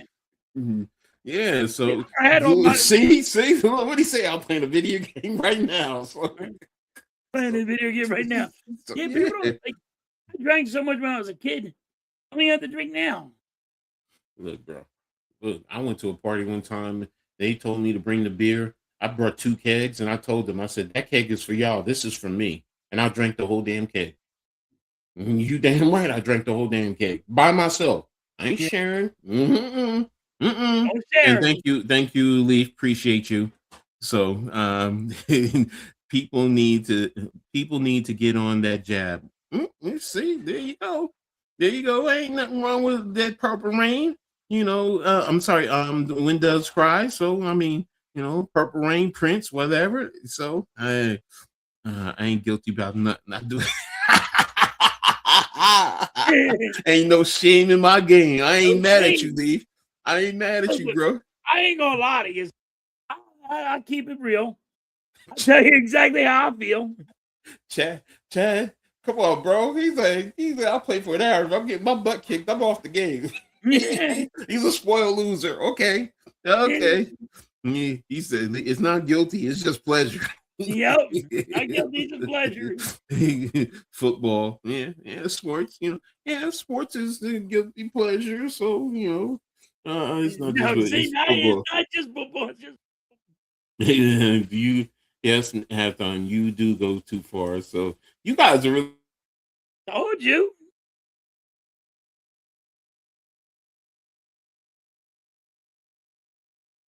That is lighting it up. Coach froze. That's true. That is true, Lou. I mean, and you know what? I don't let him. I mean, hey, whatever. I play my game. I play football. I deal with football. I'm a football coach. You met me. I was a football coach. That's what you got to deal with. Either you would deal with it or not. And I like adult entertainment. I like watching some of the videos, and I'll tell you straight up. And you either like it or you deal with me or you don't. It's my as we've said, it's my pleasure. It's my guilty pleasure. So yeah, it takes them an hour. Guilty, no, I just think I go dark, man.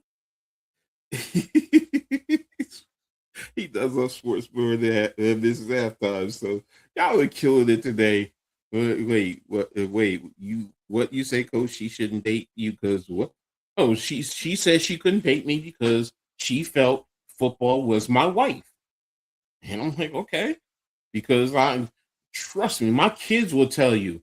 I mean, after they lost their mother and then I was just their only parent, you know what? They used to come to practice with me because they were younger, do homework, whatever, going to football practice, going to games. We went down to Miami, to Homestead to a bowl tournament with one of the teams.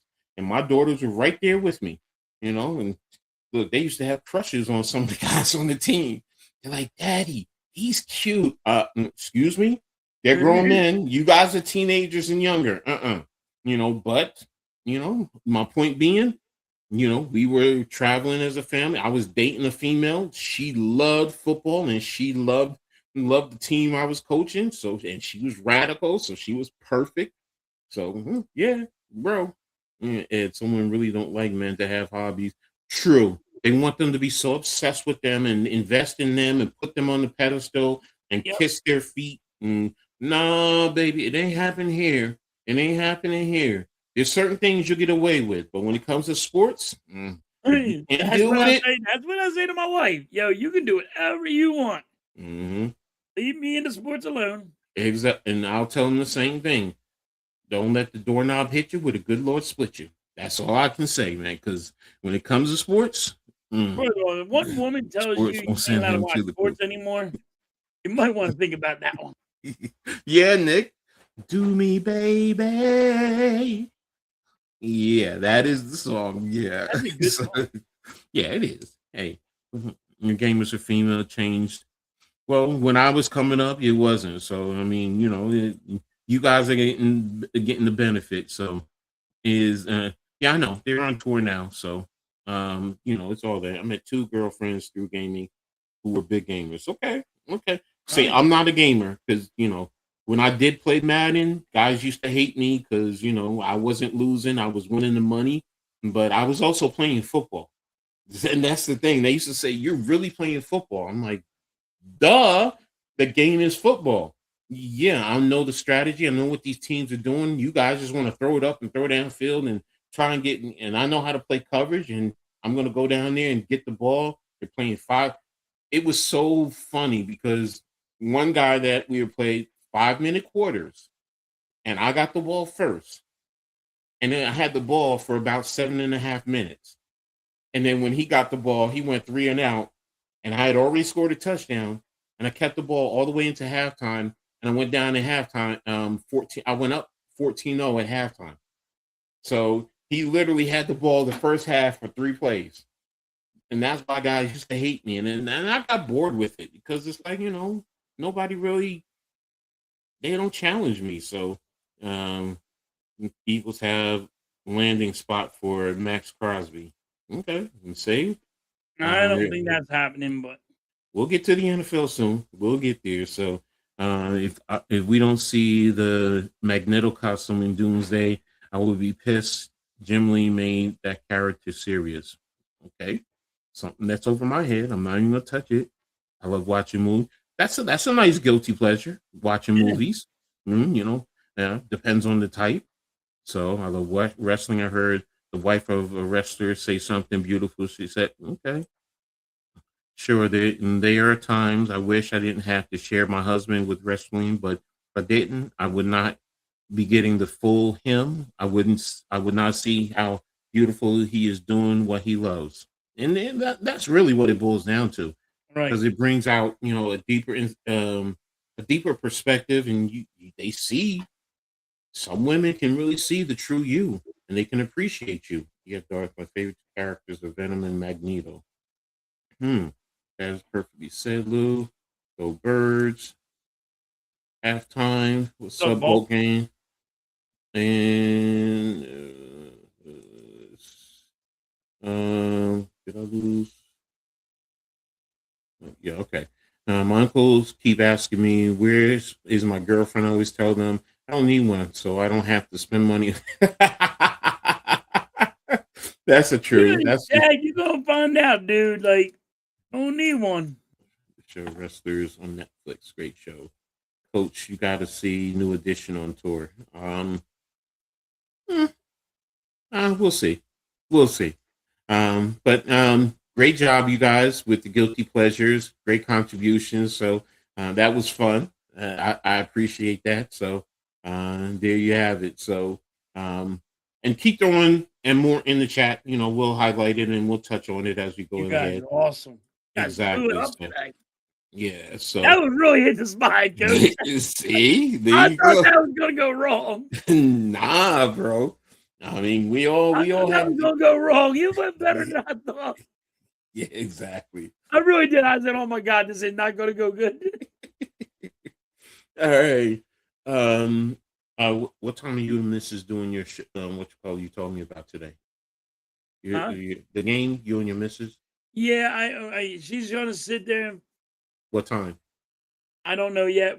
She's trying to find out if she can get online. Okay. And me and her is gonna play a game together. Okay, I just want to make sure we have time to finish out the show. That's all. You got plenty of time. Okay. Well, in NBA news, we're going to look at the conference standings. And where's the NBA? I had the NBA. Here we go. All right, so let's get back. All right, so we're going to talk about the thoughts on the Sixers and Knicks this season so far, what each team needs to do to win the East, and our level of confidence with each. So, and let's pull up share screen. So when we pull up the standings, here we go. And just keep it right here in the Eastern Conference overall. Well, division, let me start with the division in fairness.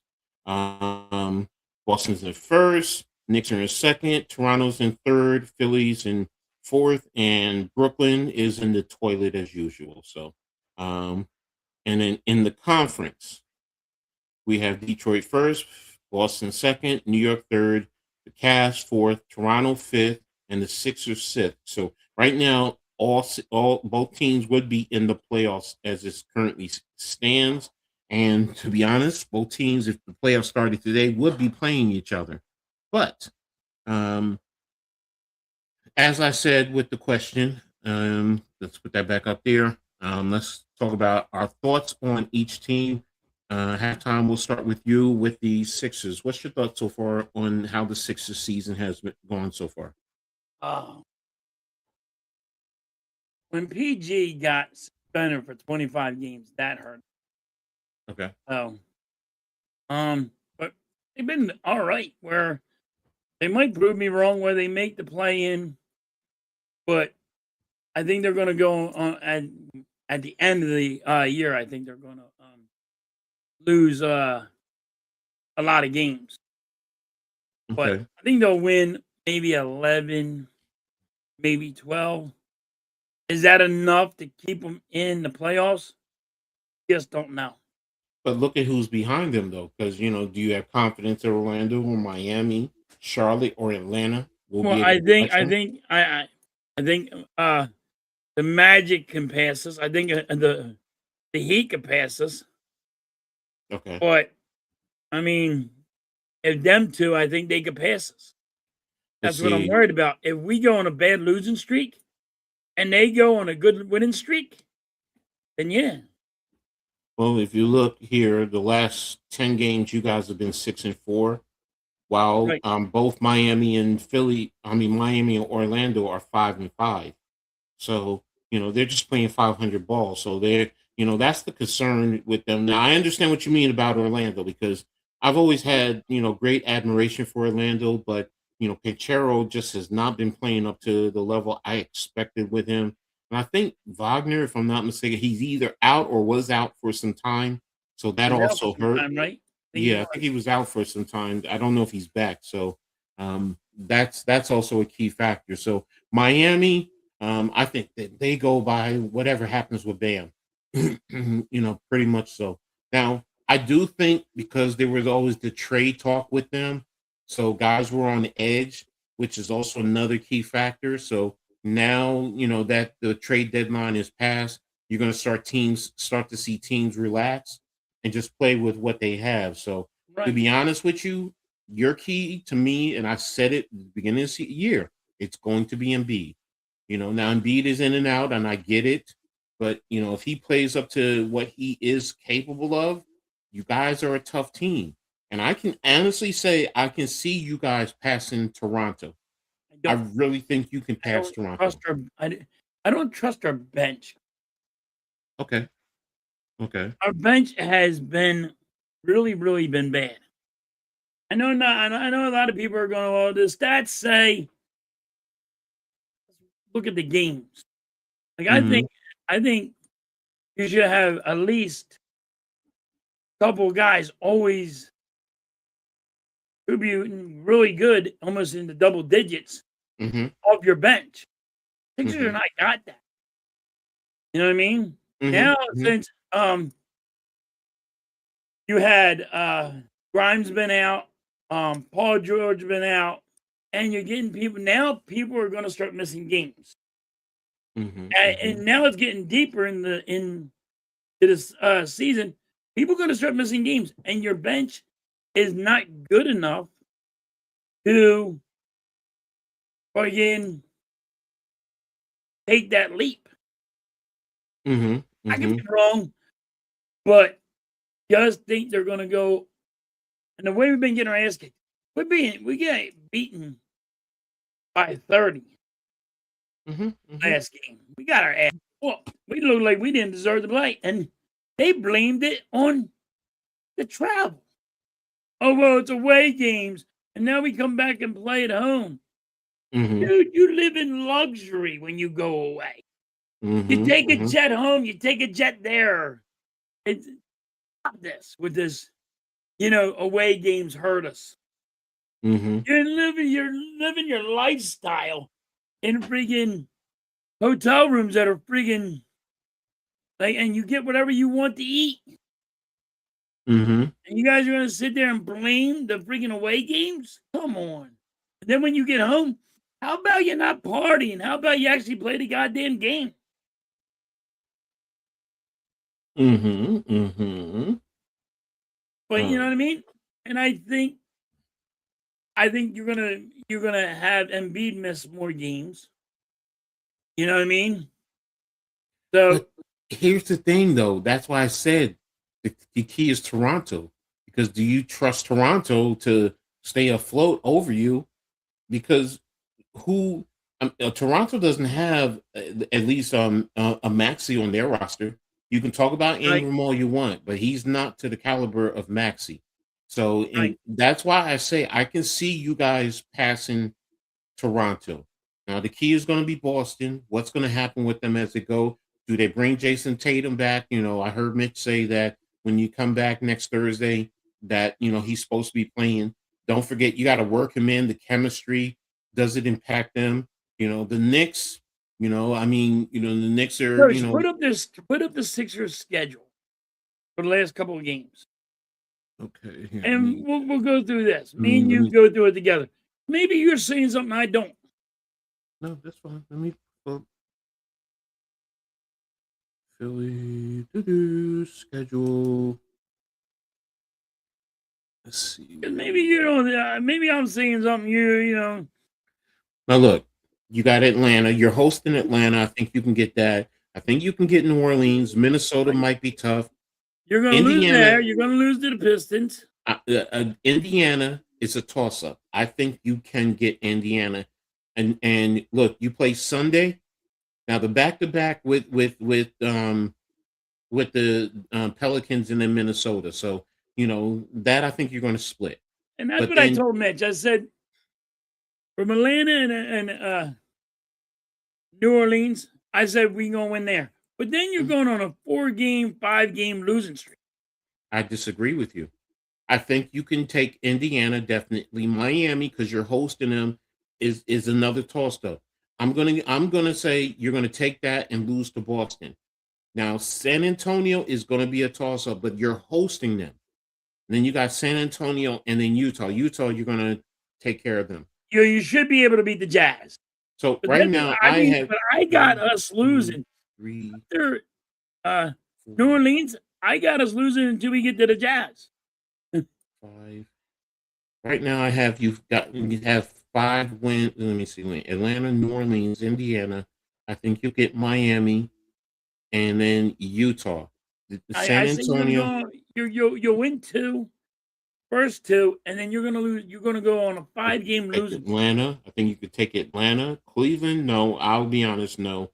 Memphis, yes. At Detroit, no. Brooklyn, yes. Portland, yes. At Denver, no. Sacramento, yes. Utah, yes.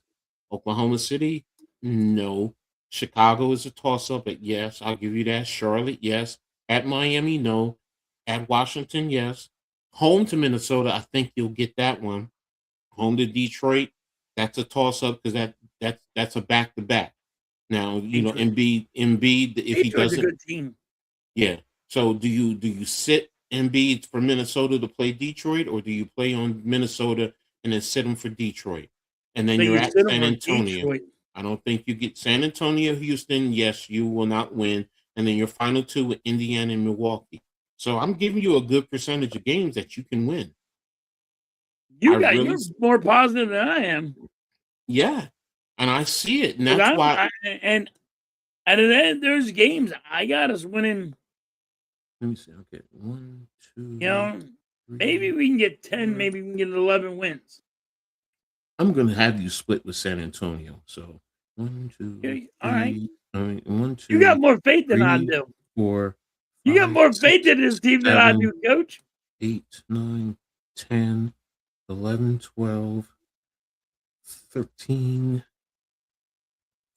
I'll say you'll slip up to Charlotte, lose to 14, Did you beat the Jazz 15, yet? 16. I give you 16 more wins, to close out the season. And I was saying 11 and That's 12. 46. That's 46 wins right there. So I said 11 and 12. We're Mhm. gonna we'll win 11 or 12 the rest of the year. You're saying 16. Yeah, I'm giving you 46 wins on the season. So 2, I don't have 40. 12, 6. So what's that? 46 and 34. I have you at 46 and 34 overall. I have 42. You have us at 46. Yeah, if you go, wait a minute, yeah, did I do that right? Yeah, my addition is right, Ed. Your addition is usually right. So So you're saying if we win 12 more, we're good? I don't think you're. I Yeah, don't. I 46. don't. Yeah, 42. I have you 46 and 36 on the season. So I have you winning 16 more. Not wait a minute. Is You it have us winning 16. I got us winning 12. Yeah, yeah. I have you winning 16 games. So if we win 12 more, do you think we're in the playoffs? Yes, the Do you playoffs. think? Yes, Because I say we're winning 11 to 12 more games. That's it. because the question is Orlando. I mean Toronto and Orlando, But and then also, Miami. it matters what the Magic do. It matters what Toronto, the Magic, and Miami do. I Yeah. think you're going to end up in the 5th spot. That's the whole point. I give you at I think we're 46. just going to be on the outs. No, you're not going to be in the play-in. I think you're going to be in the play because I don't trust Orlando, Miami, Charlotte, and Atlanta. I really don't. I don't think they have what it takes to compete with you guys. You're still going to get Paul George back, Yeah, but you're only getting Paul George back for 10 games. but then that's all you need him for is to rep you for the playoffs. It's going to be enough. And then when you do have that, that may even change the whole complexity where those last 2 games, let me pull up those last 2 games. I mean, last 4 games, you might right. get 3 out of 4. Let me I'm hoping you're right. see. I hope we get in there, but I don't think we are. Let me see. The last 4 games you have, San Antonio, Houston. Those 2 are going to be key. If you get Paul George back for the final 10, Yeah, you're 1, not beating 2, San Antonio. 3, You're not 4, beating Houston, 5, even if you 6, have Paul George 7, there. 8, 9, 10. No, I think if you get Paul George for Charlotte, it can change your whole complexion. I had you slip up to Charlotte, but if you get him back for that game, you might be able to get that game. You might be able to get Miami because I thought had you lose in that game. Um, I, and you might be able to split with San Antonio and Houston. Yeah, you're not beating San Antonio. Yes, you might be able to. The way that they've been playing. But here's the thing: you're talking about how they're playing. Who's guarding Embiid on that team? Because if you put on Wemby, Embiid can still take him and he can muscle him and he can get him in foul trouble. Have you seen Embiid play? No, I said I'm talking about Embiid on offense. Oh, He can get him in trouble, in foul trouble. That's what I'm talking about. oh, okay. So Yeah, that's that, and Paul George helps your offense. That's what I'm getting at. Okay, I'm not talking about your defense. You so might be right. You might be right. I'm So hoping I you're right. mean, if you can I can get only to hope you're right. 50 games, if y'all get to 50 games, you're definitely in the playoffs. Well, I'm not even talking about the play-ins. We're not getting 50. Ain't no way. If that's why I said those last few. Ain't no way that's happening. Right now, I'm standing by the 46. I think you guys can get 46 wins. Yeah, I really do. 46. Okay. I was saying, and I got you. I respect where you're coming from. I mean, you see them. I think we're going to get 11 or 12 more. But you're saying 16? If you get 12 more wins, that means you're going to be 42 and 42. And if you're 42 and 42, then that means you're in the play-in. But you're in the play-in. But that depends on where everybody else is up, right? Yeah, but remember, you got 2 games with Miami. You still have Charlotte. You still have Atlanta. Those are teams in the play-in, so you're competing with them. If you're going to say you're going to be 42 and 42, then what is Miami, Charlotte, and Atlanta? Because look where they're at. They're literally what? A game is Miami is 2 games behind you. Charlotte is 4.5, and Atlanta is 5 games. So you're basically saying they're going to pass you, and then we have Orlando. What does Orlando do? That's why I said Toronto ahead of you is key. Because if Toronto, what are they going to do? Let me see what Toronto has to close out the season. All right, so Toronto is at Chicago, at Milwaukee. I think they can split that. They host Oklahoma City. They host San Antonio. Let's just say they lose both of those. That's 2-2. I think they'll take Washington. I think they're going to host New York. And they already beat New York. Already spanked them.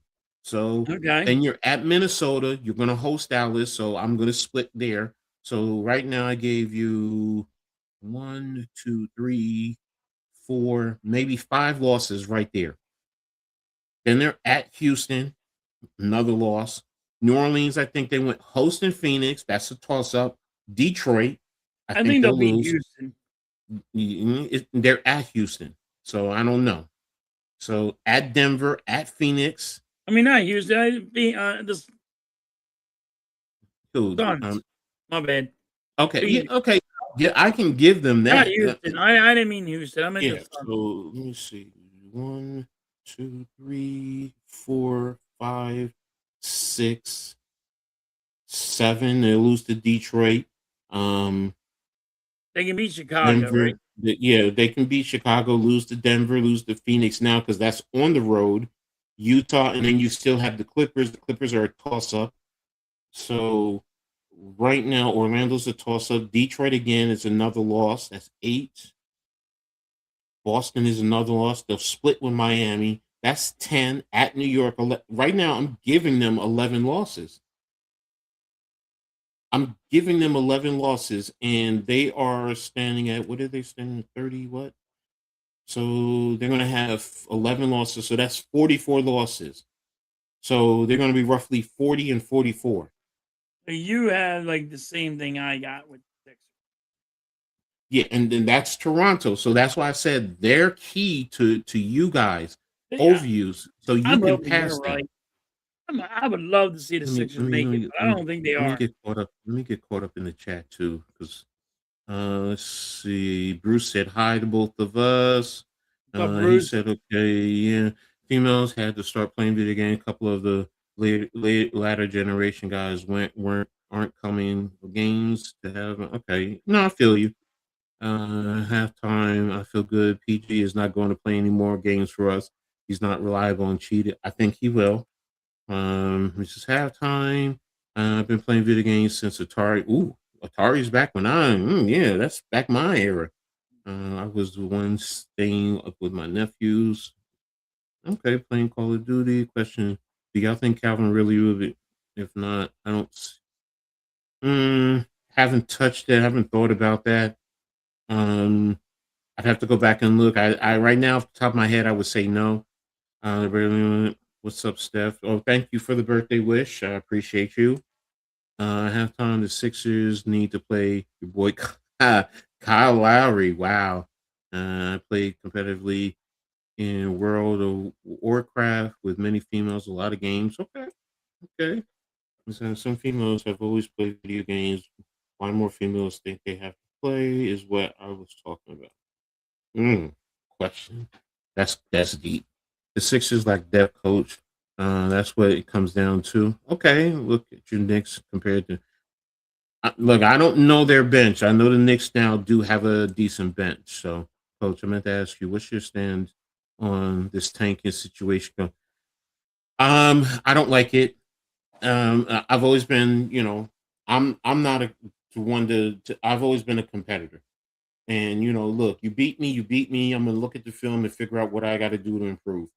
And I'm gonna go through everything. I just, if I was a coach in an organization that wants to tank, I'm like, you better as well just fire me because I'm not doing it. I'm not. I just can't do it. And I understand that's the way the NBA is built. I just can't do it. I just it's disrespectful to sports. Number one, it's disrespectful to the fans. It's disrespectful to the other teams that are out there trying to compete and improve their worth. What about, and everybody talks about the Hall of Fame and your status within the game? Are you an elite player? Where's the competition? Where's the competitive drive in you? I'm not one for tanking. Yeah, I'm just not. that hurts. Like It I hurts. gamble, so it hurts the gambler too. Yeah, You know what I that's mean? when I It mean. hurts the gambler in it. I love to gamble on my sports, so Mhm. it The hurts that. integrity of the game. Yep. But like I always say, players don't players don't tank. The Hmm. organizations do, Yes. and because a player has to go find a job somewhere else when he gets let go or gets traded, and they got to say, "Hey, this guy's going to play with heart. he's not just going to throw in the towel. Exactly. Now, but I do not like tanking in any sport, but I always say it's always going to happen because they want better draft picks or But whatever it there's is. no guarantee with draft picks in Huh? the NBA. In the NBA, we've seen Simmons with you guys, Anthony Bennett with Cleveland. I mean, you Yep. can go through to see the number one overall draft picks who have been flops, and then you've seen guys who come out of nowhere. The greatest football player that everyone says, but in fairness, Tom Brady was a late round draft pick. And look at what he's considered the greatest to play the game. No, you just play the game and let everything fall where they may. In basketball and football and hockey and baseball, no. I mean, what are you teaching kids who are coming up? What are you teaching them? You have a responsibility. That's how I say it when you talk about, like, when people talk about Belichick and all. What are you teaching your kids when you say cheating's good? Mm-hmm. And you can get rewarded by cheating. And what are you teaching your kids when you say, throwing the game? Mm-hmm. Like shaving points, if you really want to look at it. Thank you. Thank you. Sixers offer for Fred agents and injured MB and most every player, PG. Even Josh Hart has a national wide commercial. Yeah, he does. It's going downhill fast, coach. We can't hit a damn three to save our hind parts. Halftime hates the Sixers' perimeter defense more than anything in the world. He calls Nick Nurse dumb. He is. Like, the defense part drives me crazy. Because he's not watching every game. Look, here's the thing. It's not just a matter of you guys. I keep saying it. Like, you guys are focused on your team. And I understand why. Okay. I even said it also is about the teams around you. I'm not just talking about the Sixers. Right. I just broke it down. I just went through Toronto. So you're telling me Toronto is going to stay ahead of you guys? You're that confident? Miami is iffy. Charlotte, I think Miami's going up. but we didn't even look at Miami's schedule. I think mean, Miami's going up. I mean, here let's Miami look at. schedule. Wait a minute. I'm gonna look at Orlando's first, and All right. then because Orlando You is know they're 26, going 28, and 25. I don't know that they're going for up first.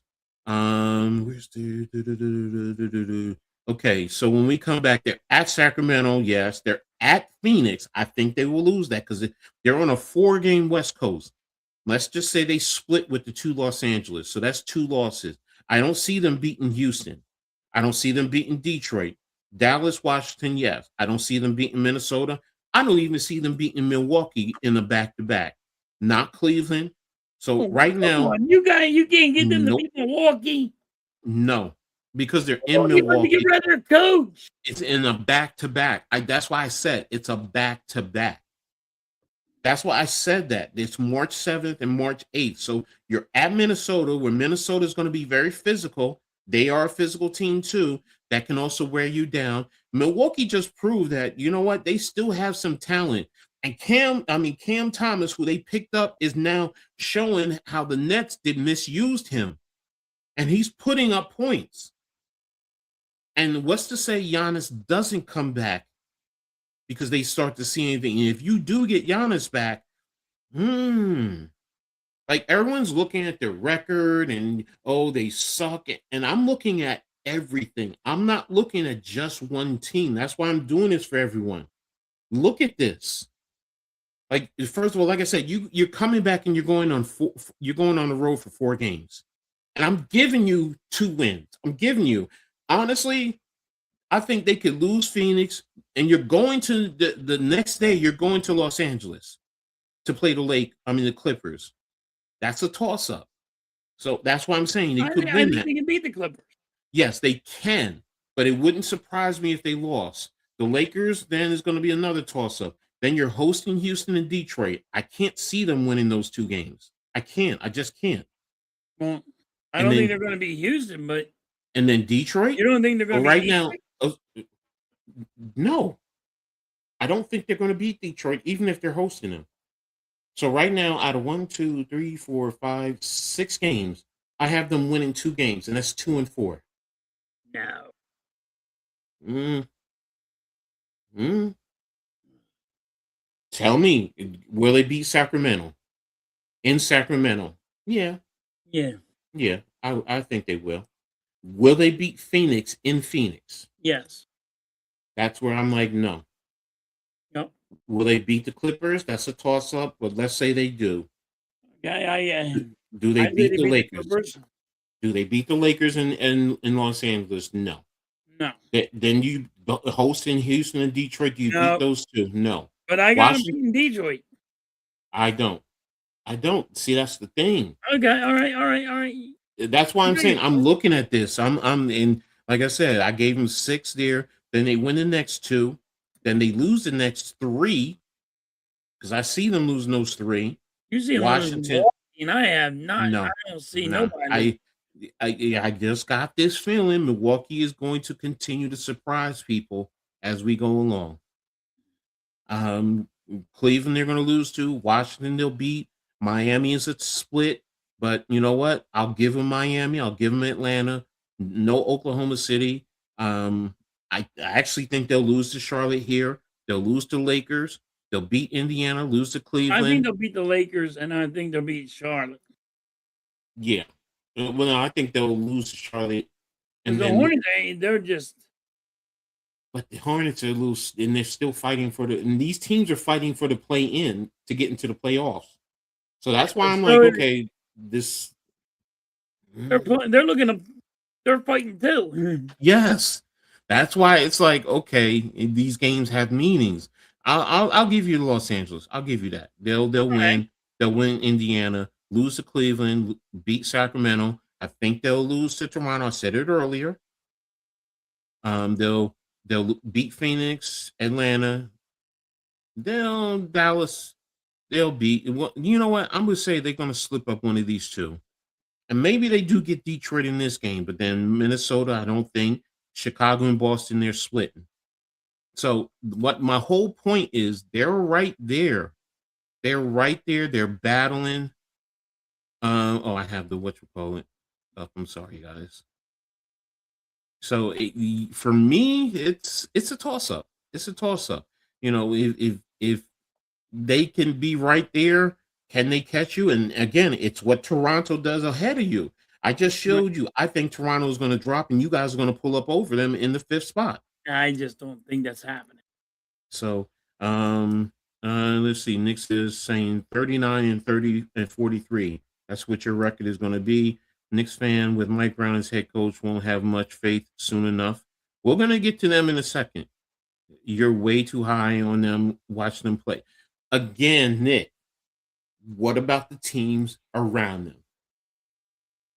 You think these other teams are just going to jump over them in the way that they and beat the teams they like? You're only focused on the Sixers, and I get it, but I'm saying to you, look at the other teams. And he can't stay healthy enough to run. Well, you guys are talking again. You guys are all talking about the Sixers. You're talking about the Sixers. I haven't seen anybody say anything about the other teams. Like this is a league. This is not just about the Sixers. What are the other teams who are competing with you for the playoffs and the play-in going to do? Thing is beginning to get rid of PG. Okay, that's an interesting one. And when that there's some Eagle talk. Eagles draft the guard, tackle, tight end, wide receiver, cornerback, safety. Okay, those ain't going anywhere, unfortunately. Okay, see, draft OT. We said that. Okay, so there we have it. So again, I guys, get what you're saying, Coach. You're looking at everybody, and you're thinking, yes, but we're looking at the Sixers are not. You got way too many wins for the Sixers. Then but they're and going to aren't some of these against some of these teams you're competing with? Atlanta, Yeah. Charlotte, Miami. Yeah. So, But I'm just saying, you got more wins than okay, everybody else. They're gonna. And I get it. You guys see Philly every day. I get all that. Okay, But my question to you is, let's take it this way. What's up, Cave? Thanks for tapping in, bro. Appreciate you. Um, and, if we do, you guys think you guys head to head can beat Toronto? That's a good. That's a good question. I'm going to take you to all those teams that you're dealing with. Do you think you can beat Toronto? What about Orlando head to head? Do you think you can Do I beat got Orlando? MVP when I got Toronto? Yeah, I'm giving. Take whoever you want. You put in who you want. I got Embiid, me. Paul George.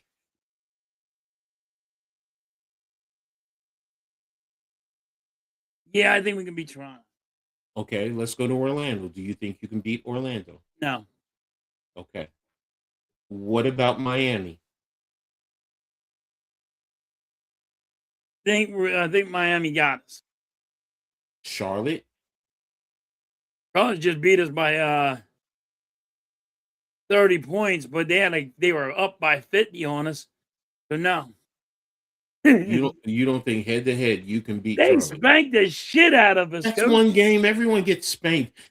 Come on, Halftime. You've even seen in the NBA back in the day, the Celtics spanked the Lakers, and the Lakers turn around and win the championship in that series. Yes, So but you've seen that. So come on. we just getting spanked too much. If you're gonna go by, I'm so freaking upset how bad we being that's getting the point. spanked. You guys are putting your emotions. That's why I say take the emotions out and look at the I facts. can't take I'm a Knicks fan. team. I'm a Knicks fan. Y'all know, and I'm hard on the Knicks. I am right now. I am so mad. How many points we been getting spanked by? It's ruthless.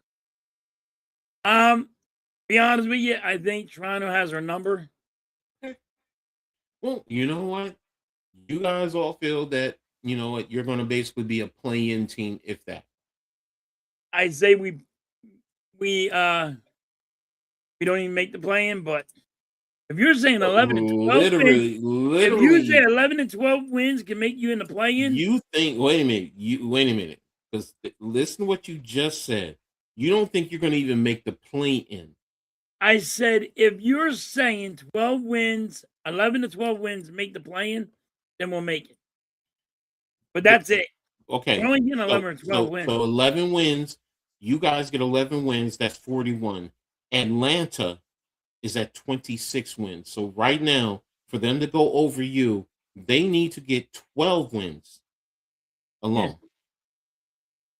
And that's every team. And then on top of that, you're talking about Chicago, because you said for you possibly not to make the play-in. So now, right. And that's on 11 or 12 wins. Well, I was quoted in the beginning of the year. I said we're not making the play-in. I don't want people to sit there and say, "Oh, he changed his mind."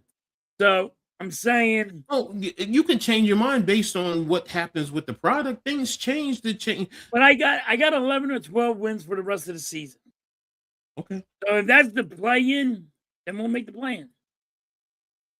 But then we'll be one and done. Okay. I see you guys. You got more.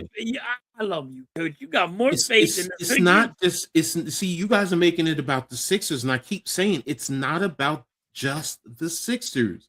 It's not. I have more faith in the Sixers. You're going all the way around.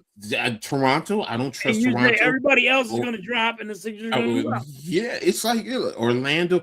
Anyone who knows me, Cave will tell you, I have always been big on Orlando. I thought they have all the tools to really be in the top 5, maybe 6 in the conference. But this year has been a major disappointment. Injuries have been a problem, and I haven't been watching them. And I've heard a little bit about questions on some coaching strategies on a few games, which is normal. But Orlando has some of the tools, but losing Wagner for a while, that hurt. So again, it all depends. Like I said, Toronto, I don't have faith in Toronto. They just don't have that it factor to close it out. And Brandon Ingram is a good player. RJ is inconsistent quickly. I mean, if you go through the roster and you take a look, Maxey alone can dominate the Toronto Raptors by himself. That's why I'm like, okay, Edgecombe, I understand, is inconsistent, but he's a rookie. And I Right. understand what you're saying about your bench. You guys, they really don't have a bench. Embiid, you're not confident because he really is playing on one leg. I get all that. I still think with everything that you're talking about, Toronto, you can take them. Orlando is okay. You want to say cool. Miami, and then same factor is you're playing as most of these teams head to head. So it's like, Miami, okay, you want to say you split the games with them? Okay. Charlotte, okay, they beat you big previously. Okay. But now if that doesn't incentivize you to come back and say, you know what, you got that one. All right, we're gonna get you this one. Atlanta shipped everyone out of there. So come on. So it's like you're in a position to get 5, 6 in that range. Now, if you're talking about top 4, no, I don't think you guys are making the top 4. I'm not saying that. I will never say that. Okay. You guys are right where I think you're going to be, 5 to 6, and everything is contingent upon what happens with Toronto, Orlando, Miami, and But maybe you're Charlotte. not Hmm? sold on the Sixers. You're just saying everybody else is going to go down more. I'm You're not going to lose a sold little on bit more what's games. around the Sixers. Yes, You're you looking know, at around the Sixers. yeah, I'm looking at everything. I'm doing the totality of everything. So, let me get caught up. I think the Sixers make the playoffs. See, he said playoffs, not the play-in. Coach Sixers probably have the again. You could say all that. I think they are better than the Hawks, Orlando, and the Hornets. I think they're better than the Hawks. Orlando and the Hornets are a problem. Okay. What's up, Blaze? Thanks for tapping in, bro. As always, man. I hope you had a great stream. Coach seems to have more faith in the Sixers than the Knicks, and that's the Mike Brown effect. We're going to talk about the Knicks in a second. Besides Grimes, they don't have any scoring off the bench. The damn bonus sometimes. Okay. And you're putting everything on your bench, but again, like We I said, don't. We just our bench is so weak. okay, and that's fine. Look, you guys may all be right, and I end up with egg on my face, and it's No, it's not that I probably have me. I'm the dumb motherfucker over here. I don't know. no, it's Maybe not you're that I right, have, Coach. and I'm please hoping don't. you are. I will say this: don't say I'm saying I have faith in them, the Sixers. It's I'm looking at everything around. You're looking at everybody else dropping drastic. Well, the way that things have been going this whole season, do I think Toronto's going to stay up there? And we just went through their schedule, so I looked at their Right. schedule. That's another reason why I'm like, okay, I just looked at Orlando, so it's like, okay, I looked at Philly, so it's like, all right. I mean, mm, if you stay at 6, you're right where I'm thinking you're going to be. 6, maybe 5. That's it. You're right. I But really am. again, can you? I'd rather be us in the play-in and playoffs than not The being play? involved. Yeah, exactly. But do I trust this? And I get it. I get it. I get it. You've I get it. as long as you've been punched in the face, as long as we have, Yeah, I get it. I nothing's get going to it. go down. You get punch out. You get punch drunk, and you're apprehensive, and you flinch when somebody flinches at you. I get it. Yep. I get it. I get it. That's how I look at it. It's like I'm not going to sit here and not think that the Sixers are going to wake up already. Didn't know. Now, if you would have told me they would have made a move and made our bench better, Hmm. I would have said something different. Okay. If you would have Okay. made my bench better, I would say something different. Okay. That's But fair. my I mean, bench is so weak. that's fair. You got to put them into the equation. So A lot of you your bench is better than ours. We got Grimes over there, and right now, you got to move him up because PG's out. I think he's out for 12 to 15 more games.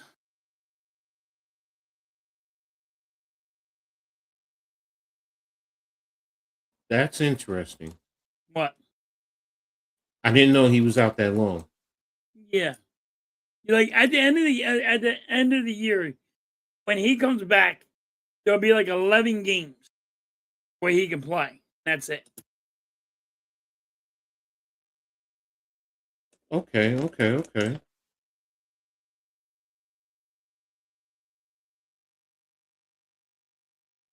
let's go ahead and move over to, the Knicks. And let me see, besides Brian, your Knicks, on the other hand, are great. Alvarado, halftime the other night. Ooh, hold on a second. My screen is acting up. And Dewar is underrated. Okay, so talking about the Knicks, I'm going to be brutally honest with you. And everything is going to be what happens with the Celtics, especially with Jason Tatum coming back, or how he fits in. I think the Knicks will finish at number 2. I really do. I like the additions. Thank you guys for Yabba Dabba Doodoo, because we got him and then we shipped him out, and you got Alvarado, and then you got whatever his name is, showing, who is released by the Spurs, and the defense on our bench now looks decent. It looks nice. You even have some scoring along with that. I'm not expecting Alvarado to play the way he did against you guys. I'm just not. But he's going to be a key contributor. He dropped 30 on us? No, it was 26. He had 8 3-pointers. He was Yeah, 8 for 13. he abused it. Yeah, but again, I mean, do I expect that always? No. I mean, they also, the loss they took to the Pacers, I mean, was unexcusable. I Right. mean, so they have their moments. They have their moments. So, but they have the ability. When they come back, they're hosting Detroit, and that's going to tell me everything I need to know. They've been spanked by Detroit all season. They lost by 118, 180. And where's the other I don't know. If Detroit Alvarado game? plays like he fucking 121, if he did 90. against the Sixers, you guys are gonna win that. That dude's on fire. So yeah, the Knicks are being spanked by Toronto. But again, how they compete, and they have how many more games? They have one more game against not Toronto, against Detroit. So when they come back on Thursday, that game is going to be key. If they can get that game, that's going to tell me everything I need to know. Then they have host Houston. I think they can get that. I think they can get Chicago. You Now think Cleveland. you beat Houston? Yes, I think we can beat Houston. And here's the thing. Here's the thing. You should Number be one, I wearing love Diawara. I love him. He's a rookie, but the kid is 6'10-ish. He can shoot the three. He can play elite defense. He can handle the rock. The new guy they just showing, who they just picked up.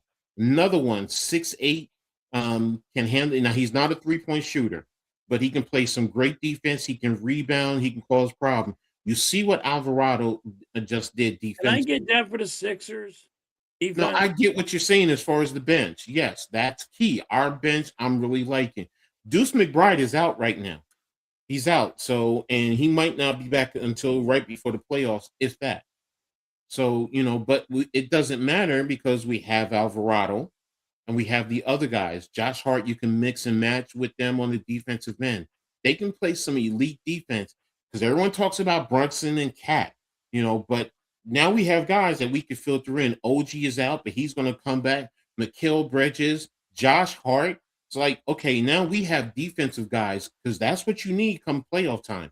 You need guys that can play defense. We can score. There is no denying that. Now, Cat, he has to be a little bit more. Oh, and I'm forgetting about Mitchell Robinson, the blockness monster. Come on, man. Now, his his free throw shooting, it's a cause for concern. But He was making fun of us. He was making fun of us because he's like, "What are the fans cheering for? We're killing yous." And they just wanted chicken nuggets. yeah, they wanted He's like, chicken "Oh, nuggets. I'll make one now because we aren't giving Exactly. you no damn chicken nuggets." Exactly. But now you see his defense, and he can guard 1 through 5. And he's blocked guys out on the wing. So my point being is there is the defensive element there with the team. Do they have to mesh? Yes. With the new guys coming in now, yes. The injured guys coming back, yes. And you think about the offense that we have. Like I said, Alvarado just showed a little bit something. You have OG, you have McHale, you have Cat. Josh Hart, his 3-point shooting right now, he's at 42% on the year. He's never been like that. So he's now hitting consistently from three. He plays D. He does a lot of the everything, can give you triple doubles. You don't have to rely completely on Brunson all the way. No, Now, no. do you And that need someone to create their own shots? Yeah, I need someone to step up a little bit more, besides when you Brunson. got Brunson, that's all he has to do is orchestrate out there. And then And close out the game if he just becomes captain clutch and yep, closes out the game to win. That's my point. This team can now be physical with other teams that are getting physical. You can still pull Cat out and still have big size out there.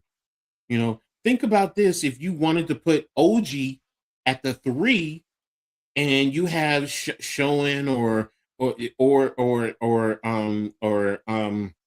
Diawara, and the kid Showing can also play the center. So it's like, okay, you have good size, you have good length, you can play defense, you can have good movement, you have guys who can bring the ball up, so it's just getting these guys together. Can they win? Can they finish at number 2? Yes. What's his name on ESPN? Not Shams. What's the other? Windhorse. He spoke to an Eastern Conference coach and a general manager, and they said, hands down, Knicks have the most talent in the East. Now, okay, that's them saying it, and I get it. They got it. The Knicks have to prove it. But now I just went down and looked at their roster, and I didn't even go through talking about Clarkson, who's been struggling right now. But Clarkson is a bucket machine. yep. So it's like, okay, there is talent. And Cat, if he gets his act together, he can be a dominant big, whether shooting the 3 or getting down into the post. So it's like, okay, there are keys there to the Knicks. And I'm enthused. Now I'm not ready to go Google Gaga and all over the place. The Knicks still have to prove it. They still do, That's how I am starting with the with Sixers. Detroit. But do I think they will finish at number 2? Yes. The dark horse to everything, because everyone keeps talking about Boston. It's not Boston. For me, it's Cleveland. And you can say what you want, but Harden, with those bigs, with the pick and roll, and he's helping Donovan, it can help that team and it can galvanize that team. And that's what it's starting to do. They're the one that I'm really keeping an eye on more than anybody, because they can come up and they can sneak on somebody. Clarkson and Tyler Cola can, yeah, exactly. And and that's the thing. If he's not with it, I forgot about Landry Shamet. Landry Shamet is another one who can start. He can play defense. He can give you good 3-point shooting. So it's like we have depth now. So as the Rockets winning it all this year, even though the Knicks are even better than this year. That's why when you said to me, you asked me about the Rockets. Yeah. Okay. Yeah, I got Okay. you Houston Rockets winning it all this year, but Exactly. Nick. that was in the beginning of the year. That's when whatchamacallit, got hurt. But I still have the Rockets. Blaze. Well, look, if it wasn't for him, we wouldn't have been able to get Alvarado in this show and Shane, however you say his name. So yeah, thank you for him. And we didn't use him right. We shipped him to Chicago, and look what we ended up with. Yeah. So I mean, it's like, okay, hey, there you go. So, I appreciate what is here on this team. I also like Brown more than I do Tibbs. And Tibbs is a great coach, a phenomenal coach. He got us to where we are, but can he get us over the hump? Brown is going to have to prove it. I get it. He hasn't done it when he's had, when LeBron was in his prime. I get it. But this team is built around Brunson.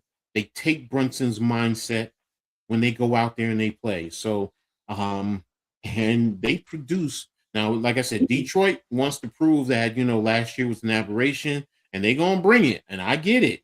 I get it. Brunson Cordy, loves it that all he has to do is now facilitate out there. no, You see him? He's he like, has to "Man, you gotta go to facilitate. work." Yes. I mean, against you guys, what? He had 8 points. He had 8 Only points 8. Only 8. He had against to you do guys. none. He was just sitting there Exactly. facilitating. But that's my point. That's my point. And Nick Hockporty is okay, but he's still young. He's developing. He has the tools, but he's still developing, man. He's only in his second year. He really is. So if he would just hone in more so on the defensive end and rebounding, I think he would be a lot more beneficial. But we'll see. Has the Rockets winning it all? Mrs. Hathaway may be the real she may be the real sports talent. Jameson, I like. Look, you got guys who are on the bench who are, they're on the back end who we got a number 1 overall draft pick who we haven't really used. And what's his name? The French kid. I forgot his name. Haktua. Haktua girl. So again, the Knicks 1 through 15, I think they have the most talent in the East. So yes, we are deep. But the thing that comes together is how do they develop? How do the new pieces fit in? How do they accept their roles? Yeah, thank you, Nick. Dadier. Pacome Dadier. So there you have it. It's and I wish Cave was here because he does all the Knicks games, so he could tell you a lot more than I can because I don't get all the Knicks games. So, but yeah, the Knicks, they have depth, and it's just a matter of them putting it together and then getting ready for the playoffs. Boston is still going to be a tough one, and let me see the rest of their games. You still have Toronto, Oklahoma City. That's going to be a big one. Wednesday, March 4th, the returning, then you still go to Denver, the Lakers. Look at that. 1, 2, 3, 4, 5. We go on a 6-game road trip. So that could really change the whole makeup. Now, do I think they can take most of those games? Yes. Denver's going to be tough playing in Denver. We already beat Denver, but Denver's probably want to, show and prove. And we're going to Denver after playing Oklahoma City. So, we still play some tough teams. Golden State comes to us. Indiana, New Orleans, Charlotte, Oklahoma City, Houston again. Boston, Toronto, Charlotte to close it out. So, I can see the Knicks winning roughly 50 to 50, 55. I'll give you 54 55 games. I'll give us that. So, but we'll see. We will see. Dandara Supercat. Daddy 8, he is decent.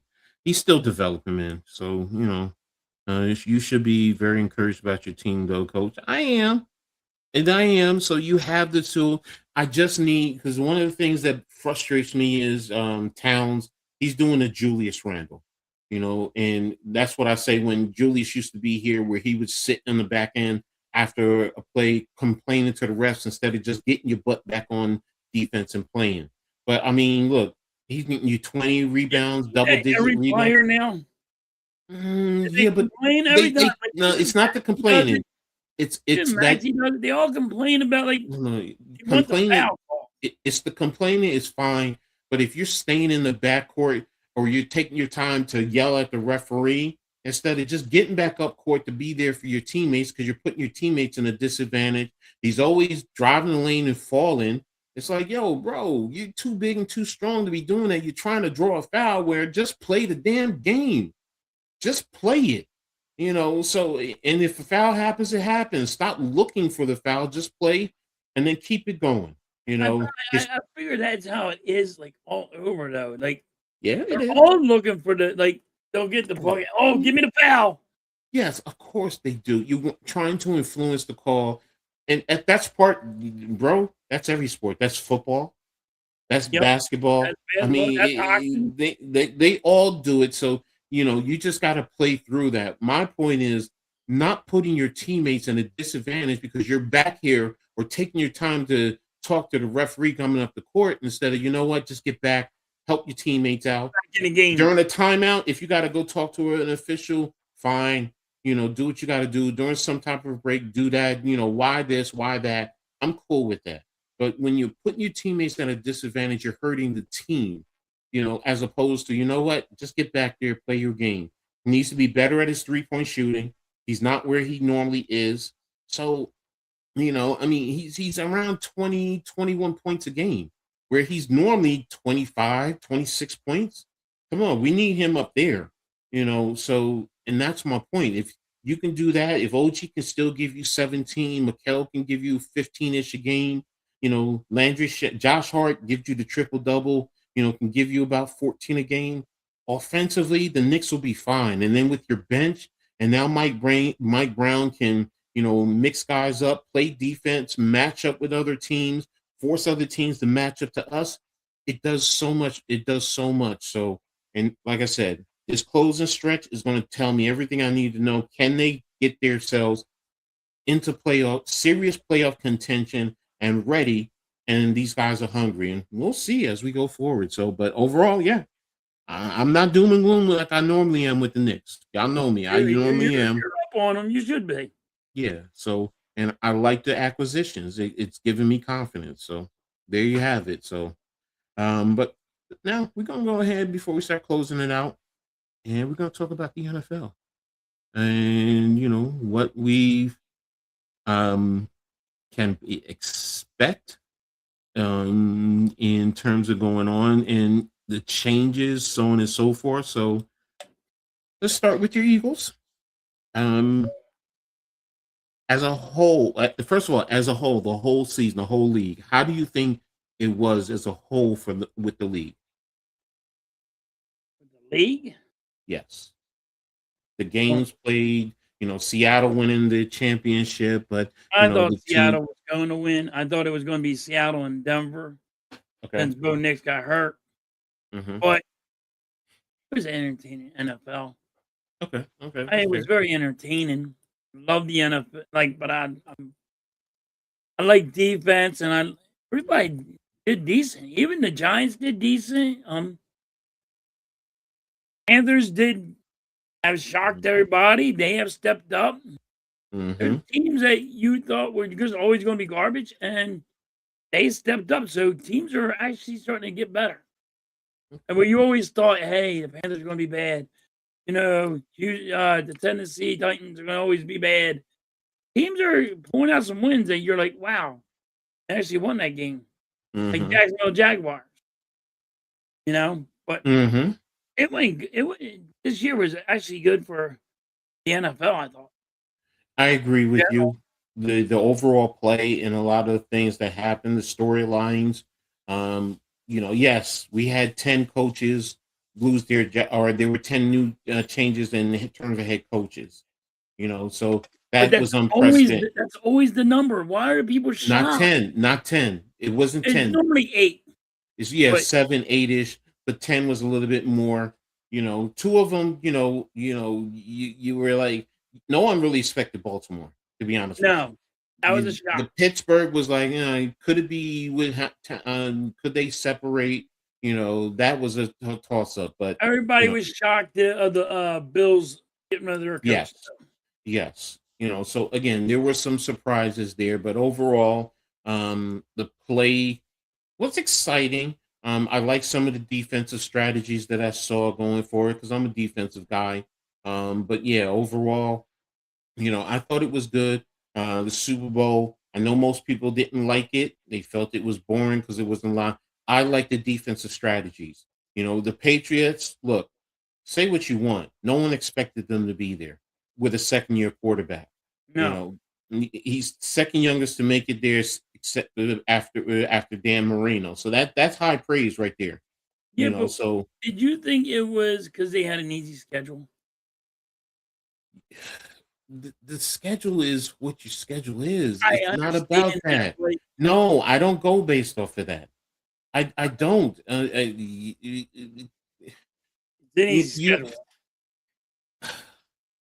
because it's always like that. If you really think about it, the lower when you are at the bottom, you always play an easier schedule, Right. and it's just that because they made it to the Super Bowl, it really opened everyone's eyes. But if you go back and you take a look year after year, there's always a team that was, the year prior, they were, at the bottom, and they either made it to the mid, or they're right there fighting for the playoffs. So to me, it's like, all right, they exceeded expectations, yes, but they not just based on their schedule. I mean, it was a lot of other things. Yes, the other teams knock each other off. The Denver losing Knicks, yeah.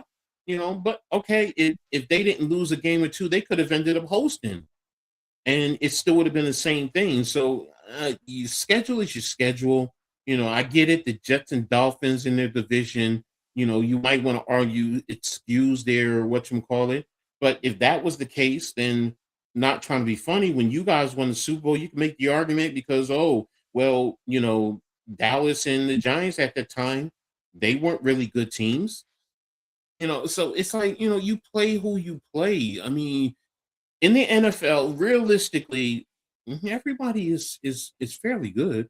They really are. Now, is it about coaches' strategies and injuries playing a role? And some coaches, are buffoons in the way they coach the game. Yeah, but I just, I'm cool. I'm cool with it.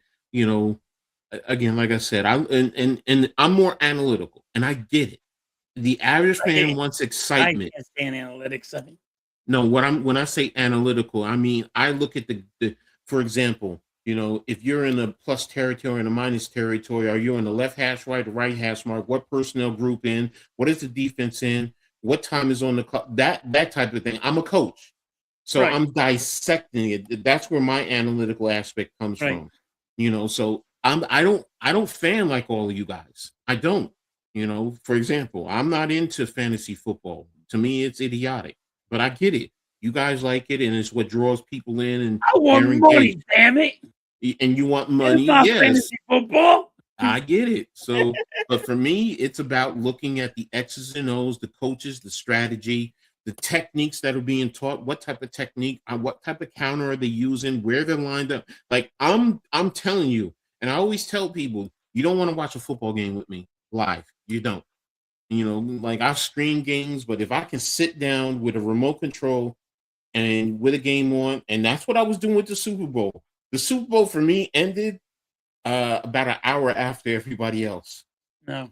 because I was sitting there rewinding. Because you're rewatching Mm-hmm. the great I'm defensive pausing. plays I'm that was looking at the happening. offense, what was happening. I was at a Super Bowl party. I'm like, dude, did you just see that? And they're Mm-hmm. like, I'm like, and like, you know, there's Mm-hmm. women there and all. They're like, Mm-hmm. I know they're explaining what just happened. And they're All like, right, Nick. look how fucking he gets.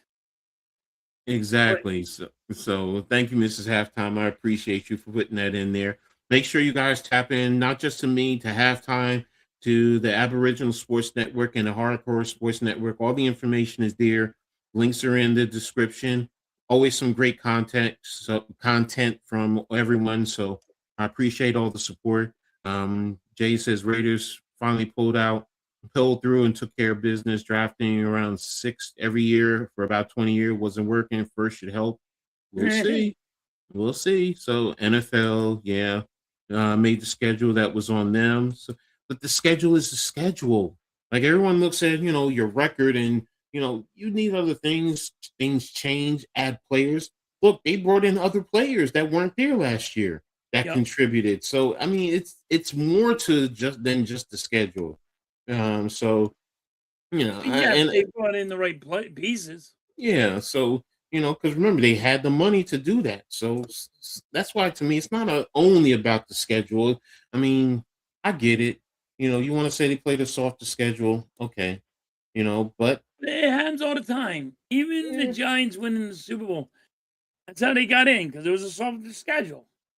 And they yeah, got in, snuck in, and won.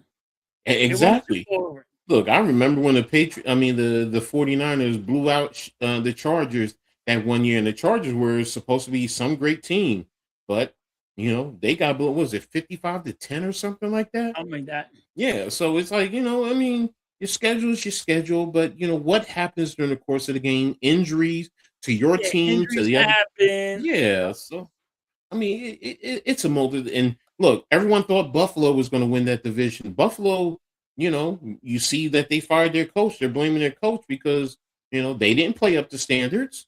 So it's not just about the schedule, How like you, I did with the basketball. It's dude, everything. how you fire that coach? Dude, how Mhm. he built, hold on, now how he built Buffalo. And you fire that coach? He built Buffalo's team Mhm. awesome. Mhm. And you hold him responsible? Mhm. I will Am I always say, wrong on this coach? no, I'm with you. He You built know, that team. He built he that he team was that he strong. look, they're saying he's Every not year good he's in enough. the playoffs. It's like Andy Reid in Philadelphia. Get rid of him. He goes somewhere else. He's going to go win a Super Bowl. Yeah, exactly. John Z, they both should be in first ballot. It's a travesty. It's a joke. It's why I stopped really being Google Gaga for the Hall of Fame. I don't even watch it anymore.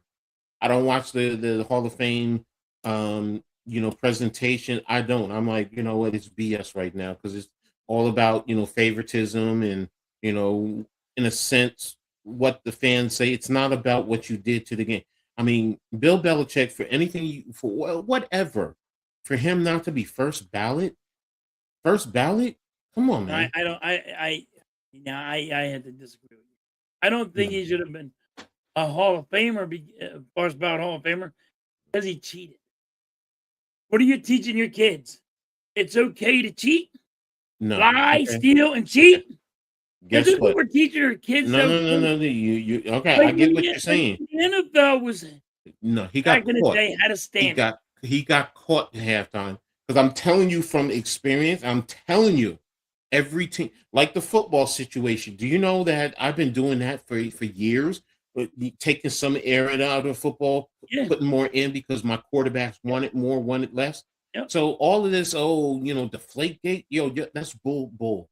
Phil But when you're Sims. videotaping a walkthrough, and what are you videotaping is Okay, the okay. plays that are going to go happen in a Super Bowl, and you're video That and okay. you're stealing the playbooks. Hold on, and you're Mhm. stealing headsets where you can hear somebody's play, and like if and like you would say, other teams do it too.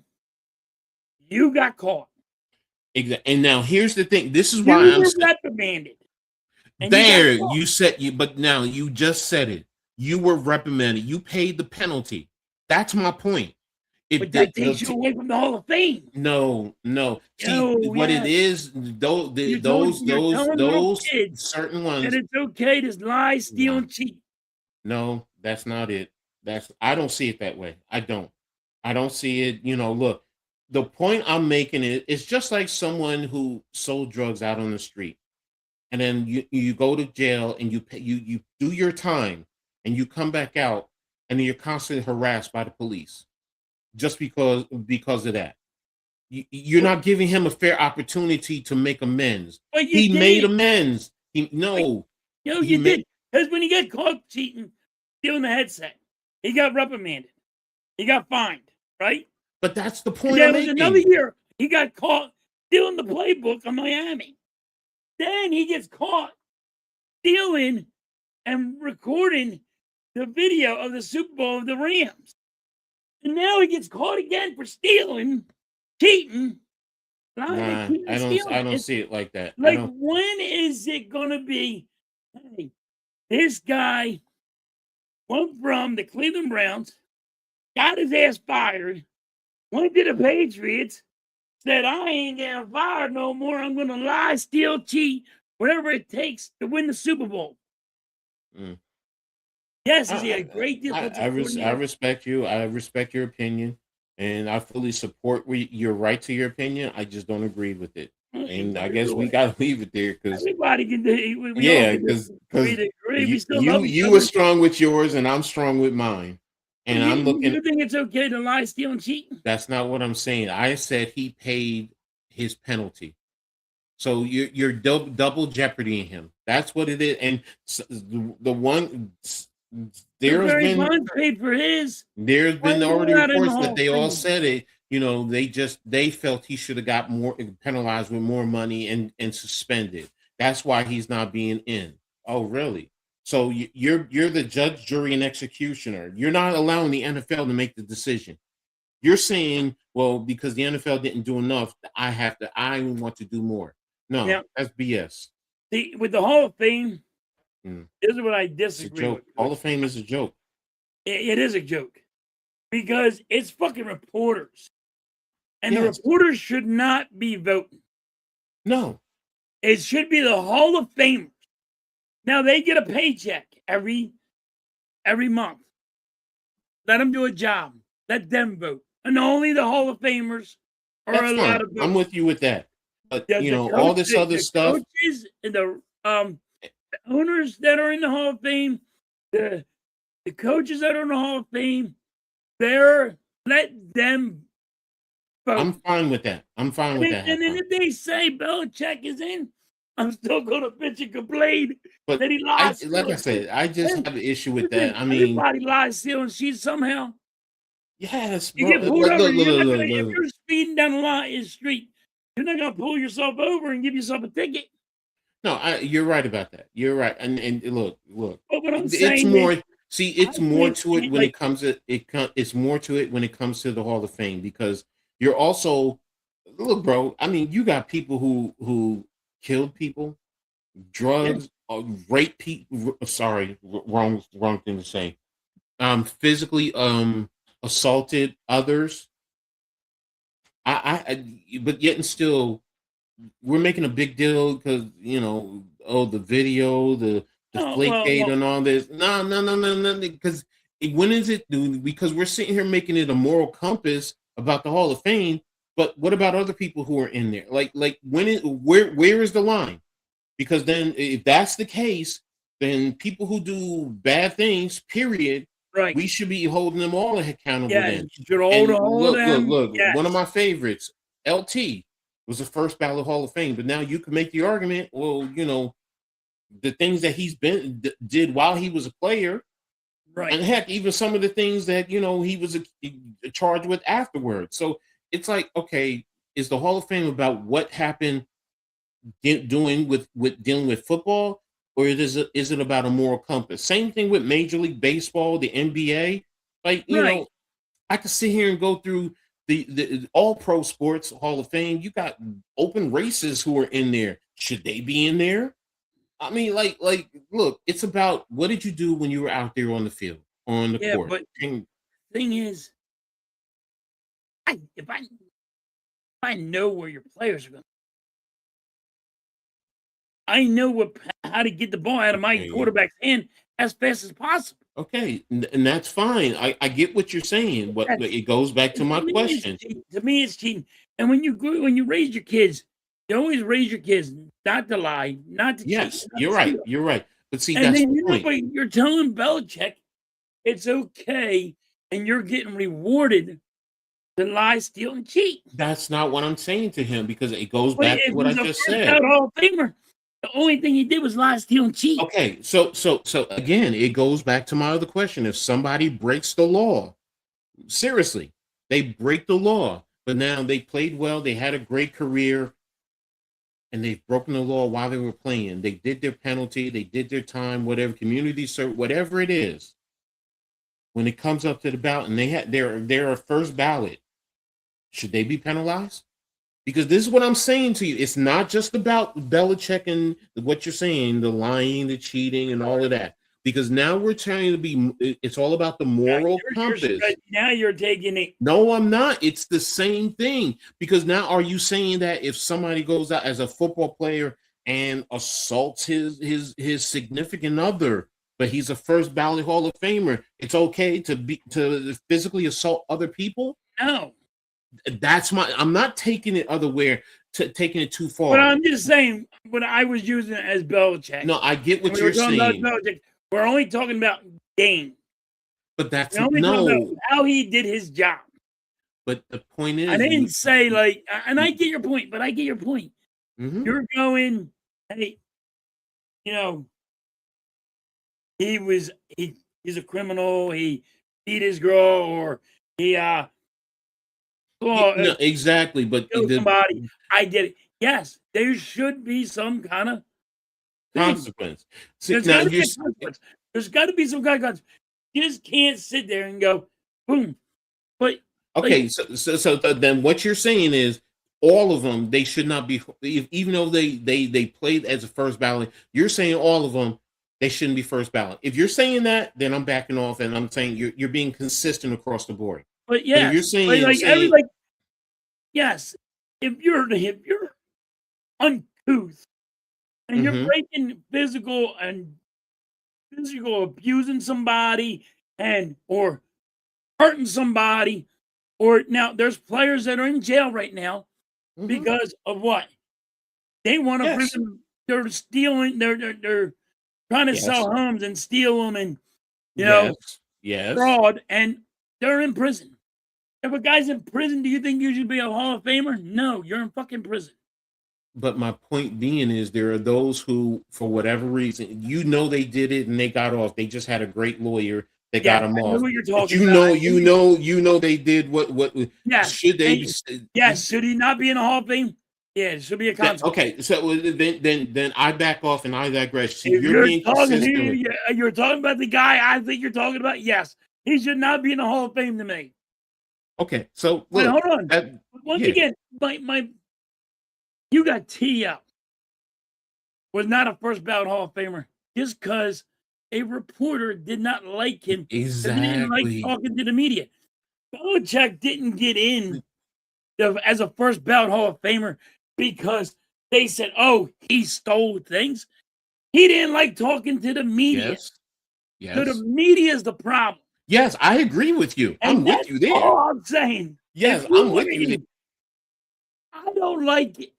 Do I think Belichick should have a question mark or a fucking pound sign or whatever one you want to Asterisk. call it? Yes, yes. I'm with And you you there. know what I mean? And say, yo, because he cheated, but he's in the Hall of Fame.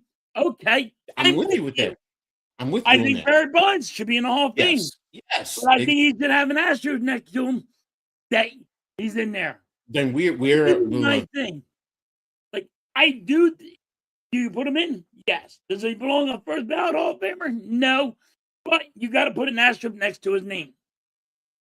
You want to I put him get in you. the first ballot Hall of Famer? Great. Just put an asterisk next to his Yeah, I'm name with you with that. because I'm with the you with issue. that. And again, I get But you, and we're take saying the the same thing. reporters the fuck out of the Yeah, vote. I'm with you there. I'm with you there. Take them Just out. take all reporters out of the vote. If it's baseball, if it's hockey, whatever it is, just take them all out and let the Hall of Famers pick. And I think I'm it with you should there. be just Hall of Famers. I'm with you there. I don't have issue with that. I agree. Hockey, football, basketball, get the Hall of Fame. That's their job. They get paid money every Yes. week. Yeah. They get a paycheck. You know what they get a paycheck for? Being a Hall of Famer. Mm-hmm. And let Mm-hmm. them have a job. Exactly. You get to pick who deserves to be in the Hall of Fame or not. They would love it. Yeah. True. You know what I mean? They would love it. They would think it's fun. I also think they should pick the MVP and all that. You know what I mean? Yeah, I think players, it should come more from your peers because it's more because they're Well, out there, they know what they had to go through to but become you're MVP out there and you're competing or against them. Yes. rookie of the year, whatever. Yeah, I I'm don't with you. I don't like I do not like the media voting. No, it's Do you either think Theo deserved to be a first ballot Hall of Famer? he's like right there. It goes either way. I don't have a problem if he got in first ballot or not. You know, That bothered me that Theo did not get in the first ballot Hall of Famer mhm. because of a reporter saying, "Well, he didn't talk to me, and he didn't like really talk to the media and friend us." Fuck you. Just do your I'm with job. you there. I'm with He's you not there. there to try to be your friend. No, I'm with you there. What did I say earlier about take the emotion out of things and just go by the facts? Right. I mean, I mean, But, and there's a lot of people we could debate and go back and forth with this. And you're right. You know, like I hey, said, but I mean, I got Barry Bonds. I put Barry Bonds in the Hall of Fame, but I put an asterisk next to a name. yeah, I would too. Clemens. I put Clemens in the Hall of Fame. Look, they played in an era where realistically, a lot more players were using. It's just that and look, Bonds never technically got caught. It's just that you said somebody else said that they did, did yada yada Right. yada, He but there never was got no, tested. He never yeah, failed for a test yeah. So it's because like, what he did was he said, "I'm out. I bounce. yeah, I leave. You want to drug test me? I'm out. I'm going." yeah. So again, again the subjective aspect of it. The reporters. Yeah, you're right. You know, um, But I think that would help. I think it would help he's there more to talk to the media, if the sharing his. reporters didn't vote. I can tell you, Jay, personally, I hated talking to the media in college, man, because they twist your words around or they Yep. make it, they skew it towards their narrative. It's Yep. like, all right, you know what? If that's what you're going to do, because the one thing I hate is somebody putting words in my mouth. That's not what I And that's what said. they do. Now, if you say you misunderstood, okay, this is different, or I didn't understand, or I misinterpreted, but don't put words in my mouth, man. I hate it. I hate that. Oh, you said this. No, I didn't. I said A, B, C, D. Don't tell me I said E, F, G. Yes. No, no, no, I'm no. with you 100% on Yeah. that. That's what Get they out of do. my face. Get out of my They face with that. spin the Yeah. media Yeah. shit around the way they interpreted shit. And And that's and what they do. and ladies and gentlemen, the media are like that because we support them and we fall prey to the things they're skewing. It's half the times if we just critically think, we wouldn't fall for all of it. So, but let's get back to your feeling about now about your Eagles. How do you feel your Eagles season was? It's a failure. Is it failure because they didn't make the Super Bowl and win, or what? No, it's a failure because you can't just go into the wild and winning the Super Bowl and then just go into the wild card Mm-hmm. and not succeed. It's hard to go to back to didn't Mm-hmm. Mm-hmm. expect that. But you got to get past the wild. Mm-hmm. Mm-hmm. Mm-hmm. You are the Super Bowl champion. You got to get past at least the wild card. Now, if Mm-hmm. you would have went moved on from the wild card and you were out, all right. I didn't like some of the things that happened this year with the Eagles, but all right, at least you went past the wild card. You couldn't make the Mm-hmm. wild card. You couldn't beat the wild card team. You could barely got in the playoffs. Mm-hmm. Mm-hmm. You're one and done. You're in the wild card. You've been the Super Bowl champions. They're Mm-hmm. headhunting for you. They have you circled on their calendar, Mm-hmm. Mm-hmm. and you failed. I think it's a failure to me. Okay. Because you didn't if you would have went maybe the second one, maybe the third. I know you're not gonna make the Super Bowl, but and then lost, I'm okay with that. Not in the wild card. You can't just make the wild card. You know what I Well, mean? how are you feeling about this off season with certain plans, or what are some of the plans you've been hearing about the Eagles? Now I know they lost their offensive line coach is one of them, and many of you guys are not happy with it. But some of the other things associated with their off season. Now we got we got rid of our coordinator. We lost our offensive line coach. We lost our cornerback coach. We lost some defensive coaches. And now people are like, oh, the offensive coordinator that we got from Green That's true. Bay, oh, Mhm. he's the next Andy Reid. He never called a play in his life. How do you know he's the friggin' next Andy Reid? So I mean, like, I'm up on airs with it. You know what I mean? I'm just Mhm. in the air Mhm. right now with it. I don't know what to think. I don't know if this guy's going to be a good play caller or not. I mean, we just had every time we do this, and we have a guy that does not know how to call plays. Mhm. Mhm. He was shit. Johnson was Jalen Hurts' daddy's best friend, had milk and cookies with him. He sucked. Now we went with Kevin Batula, never called plays before. He sucked. Now we're going to get another guy. He looks like the fucking Sandman from goddamn Spider-Man. So, just don't know what I got, Coach. I don't know what I got. Well, I mean, we're still in. I'm losing Lane Johnson, and it looks like I'm losing Lane Johnson and our offense. 2 guys from our offensive line might retire. Mm. And then there's people out there that want to get rid of friggin' one of your best wide receivers. Mm-hmm. And then you have your defense that you had to bring all back, and you only have $20 million to do all this. You get rid of friggin' A.J. Brown is dumb because of the salary cap hit. People are like, well, that don't, you can go, what happens if the salary cap didn't exist? It does exist. Well, you got to rob Peter to pay Paul.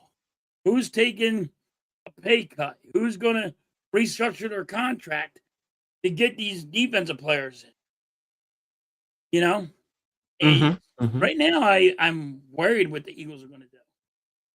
I mean, I got faith that they're going to handle shit right, but that's faith. You never know what's going to happen.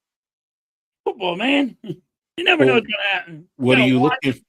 And what they do? What are you hoping they do during this off season? In other words, are you looking to address a certain position to help re-strengthen it, or do you have a certain player that you think your team can sign during free agency? I mean, is there a particular rookie you think would fit well? I mean, what is it that you're looking for from the Eagles? We got to get a safety. We need corners. What are we doing with Jordan Davis and Jalen Carter? Because you got to sign them. Are they both? I think they're both going to be getting paid a lot of money. Like, I think they're going to sign like over $100 million contracts. So, see what happens. I don't know what they're going to do. I think you're going to have to trade some people, and you're going to have to restructure a lot of people's contracts. Okay. Hold a minute. What is my daughter saying to me? There we go. Okay. Sorry about that. You good? Well, in terms of the Giants, I was happy that we finally made the coaching change. I do like, how this coaching staff is constructed. I know a lot of people initially did not like the OC hire. They had questions, especially after what's his name was hired by Cleveland. But bringing in Roman to be the run game coordinator, because now they kind of offset each other's weaknesses. They help strengthen it. So offensively, I like what you're doing. Defensively, I don't have a problem with Wilson. I definitely like what they're doing. And again, the level of experience that is in this staff is only going to help Dart in the long run. So that's something that I really appreciate and I look forward to. And then overall, you're just like you. What are we doing? I do wonder offensively if we're going to change some of the linemen. Are we going to be more like Harper was in Baltimore with a little bit more size and power? But then again, Nagy has been a little bit more of I don't want to say a finesse, but he's used linemen who are a little bit more quicker and they weren't as hefty. So I do think we need to focus on our offensive line. If we stay at 5, personally, if I'm the Giants, I'm trading out of number 5 if I can. Now it takes 2 to tango, but if we can trade back and get, extra picks, I would do that, and preferably if we can get a pick going into next year, depending on how Right, far because back you move. you don't need a quarterback, and you don't need, um yeah, I would that would be a good move for you. You drop Yeah, back. the thing is, now, Don't drop back too far, but drop back enough. no, I mean, look, if you can drop back to 10, Right. I'm cool with that. Or If even you if you're drop that's to what I mean, if you still start in the top 13-ish. 10.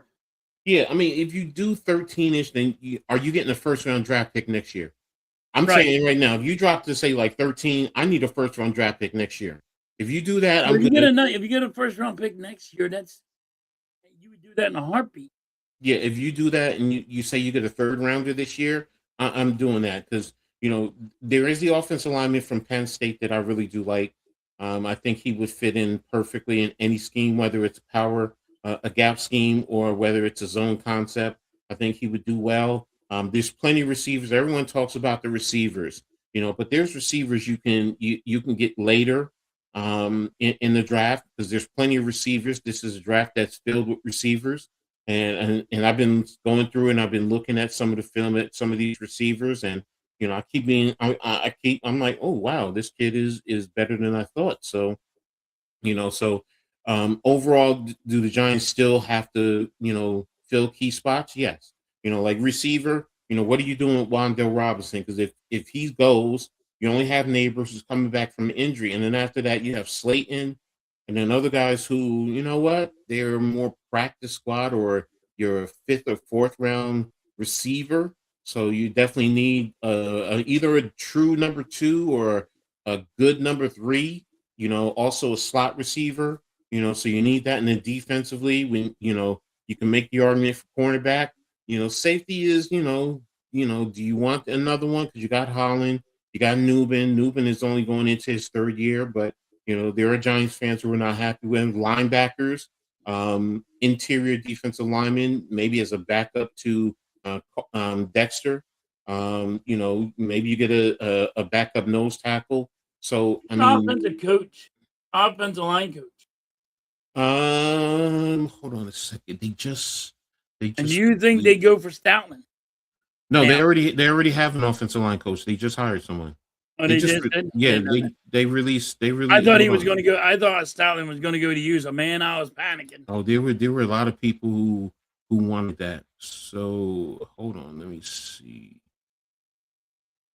Where is the the coaching staff?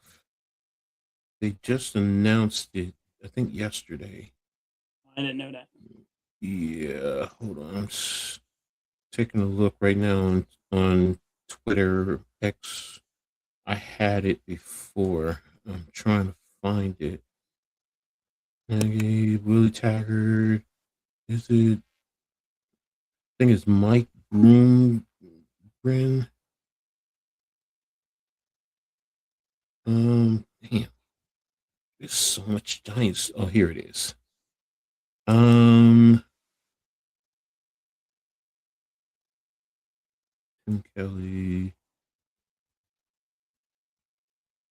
Yeah, Mike Bloomgren is the offensive line. Here, I'll share it with you so you can see. This is off of Twitter.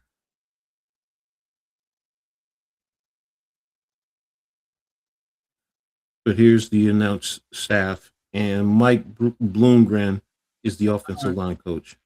You have Brian Callahan, who was the Titans head coach, is the quarterback coach. Chad Hall's receiver. Tim Kelly, the tight end. Greg Newsome is the assistant offensive line. Nolan Ryan is football analytics. Greg Roman is the offensive assistant, run game coordinator. Willie Taggart's running backs.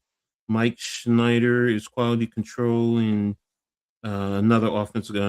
Adam Schreck is the other offensive quality control. But yeah, that's their coaching staff. John Harbaugh made a lot of moves on his Yeah, for his coaching. yeah. Yeah, exactly. So, but we'll see. Like I said, we got to get the guys back, and like I said, trade, and Right then where what do you're you do in the running, draft? watch your running back again. I can't wait the next year when your running back gets back on. I like watching that kid run. The question is, are they going to use him as the true bell cow, or are they going to draft another one, or get someone in free Right. agency? I've heard free agency talks about, a couple of running backs coming over from, I even heard that, they were looking at Pacheco, and I'm like, if you put Pacheco with He Tracy runs and like him, Mike Allstott, dude. I like yeah, that kid. That kid runs like Mike Allstott. He just runs so hard. yeah, and yes, Jay, there's talent, that they've said that they're going to bring over from the Ravens, because every new coach usually brings in some players from his previous Yep. spot. So I'm intrigued. I'm excited to see what happens. And the offensive and defensive systems that they're going, because this is free agency and the draft are going to kind of give me an indication of what to expect. I am expecting Denard, because I know he loves press cornerbacks. Um, People hate Deontay Banks, but Banks was good under Wink when Wink was playing him as a press corner. But then you played a little bit more, a lot more zone the last 2 years, which kind of stunted his growth. So does it help get him back, or is he a total waste? So does that mean you draft a cornerback? So again, what are you doing free agency, or are you ready to train him up, and hopefully he goes out there and does well? So again, if he does well and as a press corner, Adebo was originally a press corner anyway. So that means you're going to be a lot more aggressive. So that's the thing that I want to see, defensively. How aggressive are you? What you're doing with your backers. So, but I'm really excited to see what the Giants are going to do. I do think as a whole, the NFC East is going to be a lot tougher. One of the things I do think John Harbaugh will do, and many of us Giants fans have been saying that, we need to play to our division, and you got to be physical on both sides of the lines. And I think we're going to be a lot more physical. And then also, what are you going to do with Tibbs? Because some people will say trade him and get whatever you can, where I'm like, no, first of all, he's our most physical edge in the run game. Carter and Burns, they're pass rushers. I get it. But when the Giants were good, what was one of the things that they had? A lot of edge rushers, and they would Yeah. get you in third and long, and then bring in NASCAR and get after you. So, I'm like I said, I'm excited to see, and I'm ready to look. I'm like, damn, we got to wait all this time until football season now, and I'm like, Just to find out what you got. yeah. So, and look, I'm excited here. I'm even excited for my Scarlet Knights. I love their defensive coaches they hired. So I'm so ready for football now. Normally I'm just like, all right, I'll wait and see how it goes. I'm like, damn, can we already get to the? I'm never like this. I'm like, can we get to the field already? Just get rid of the rest of the year and let's start I'm over football here. season. I'm over here. I'm like you right now. Like, what the fuck's happening with my team? Mm-hmm. Mm-hmm. So, I but just won a Super Bowl though, and I'm like, what the fuck happened to my team? exactly. So, all right. So, I know you said you got your with your wife. Are you guys are streaming that, right? Yeah, we're gonna stream that in a little bit. All right. So you'll make sure you guys tap in to halftime. He's going to be streaming with Mrs. So it'll be a Yep. treat there. I'll be back. Really halftime gaming stream, and yeah, it's You're gonna going to be do it on interesting. YouTube. Yeah, it's gonna be on YouTube. Okay. Okay. Cool. Miss Uh, Halftime's gonna be on there. I'm gonna be on there. And okay. Okay. Well, tap in for a she little has bit. her channel, Okay. Okay. and Anything tomorrow? I think we're gonna stream again. See how it goes. Okay. We're gonna do since there's no sports for a Yeah, couple of that's right. weeks. We're gonna be I streaming forgot some games. everything. Yeah, hockey's in the Olympics and the NBA is on whatchamacallit. So yeah, And you're they're right. on the All-Star break. Yeah, I forgot about that. So all right, well there you have it. I'll be back on Tuesday. Cave and I are bringing back the WNBA She Got game, so we'll be talking about the women's game, not just the W, the unrivaled, a little bit more. So stuff that we got in Tuesday, Heart of the City with NYG. So definitely got some things. So I'm getting back into the swing of things. So was trashing the 3-point contest. Oh, they were doing that now? Oh, I didn't even know that. So there you have it. So all right. So but I appreciate everyone for being here. You guys phenomenal today. The interaction, everything, even the guilty pleasure conversation. So You guys blew it up today. I thought yeah. that was going to go wrong, Coach, but you know what? Jay has a question for you. He says, are you going to lose to the wife again? Yes. If I know it's good for me. Happy wife, happy life. Yeah. So How it goes. yeah, so exactly, Vic, exactly. So appreciate everyone who's been rocking with us, those of you since the beginning, and everyone who's been in and out. Appreciate you. I know we went a little bit longer, but we've been away for a while, so giving you a little bit more. So, awesome day. It was great awesome. job. I didn't think it was going to go that good, but Coach, it lit up, man. Yeah. I thought everybody going to take that wrong. Nah, I kind of got it. So, no problem, Blaze. Appreciate you as always, man. I'll see you later. So, See you, Blaze. But I'll be back next, like I said, Wednesday, and with the Pick and Roll podcast too. So I'll be there too. So, and we'll be back next week. So make sure you guys tap in. But we're gonna get ready to get out of here. So before we do, what do you always say when we get out of here? Catch you guys on the rebound. Peace.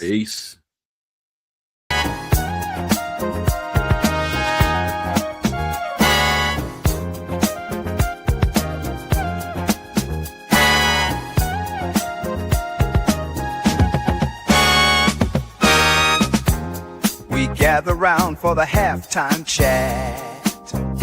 Old friends cracking jokes and talking stats. From life's little games to the greatest plays. Love and the stories from the old glory days. With Philly's heart and Coach's cheer, we break it down every moment, dear. Life is a team and we've got the plan. Sports, love, and laughter, that's who we am.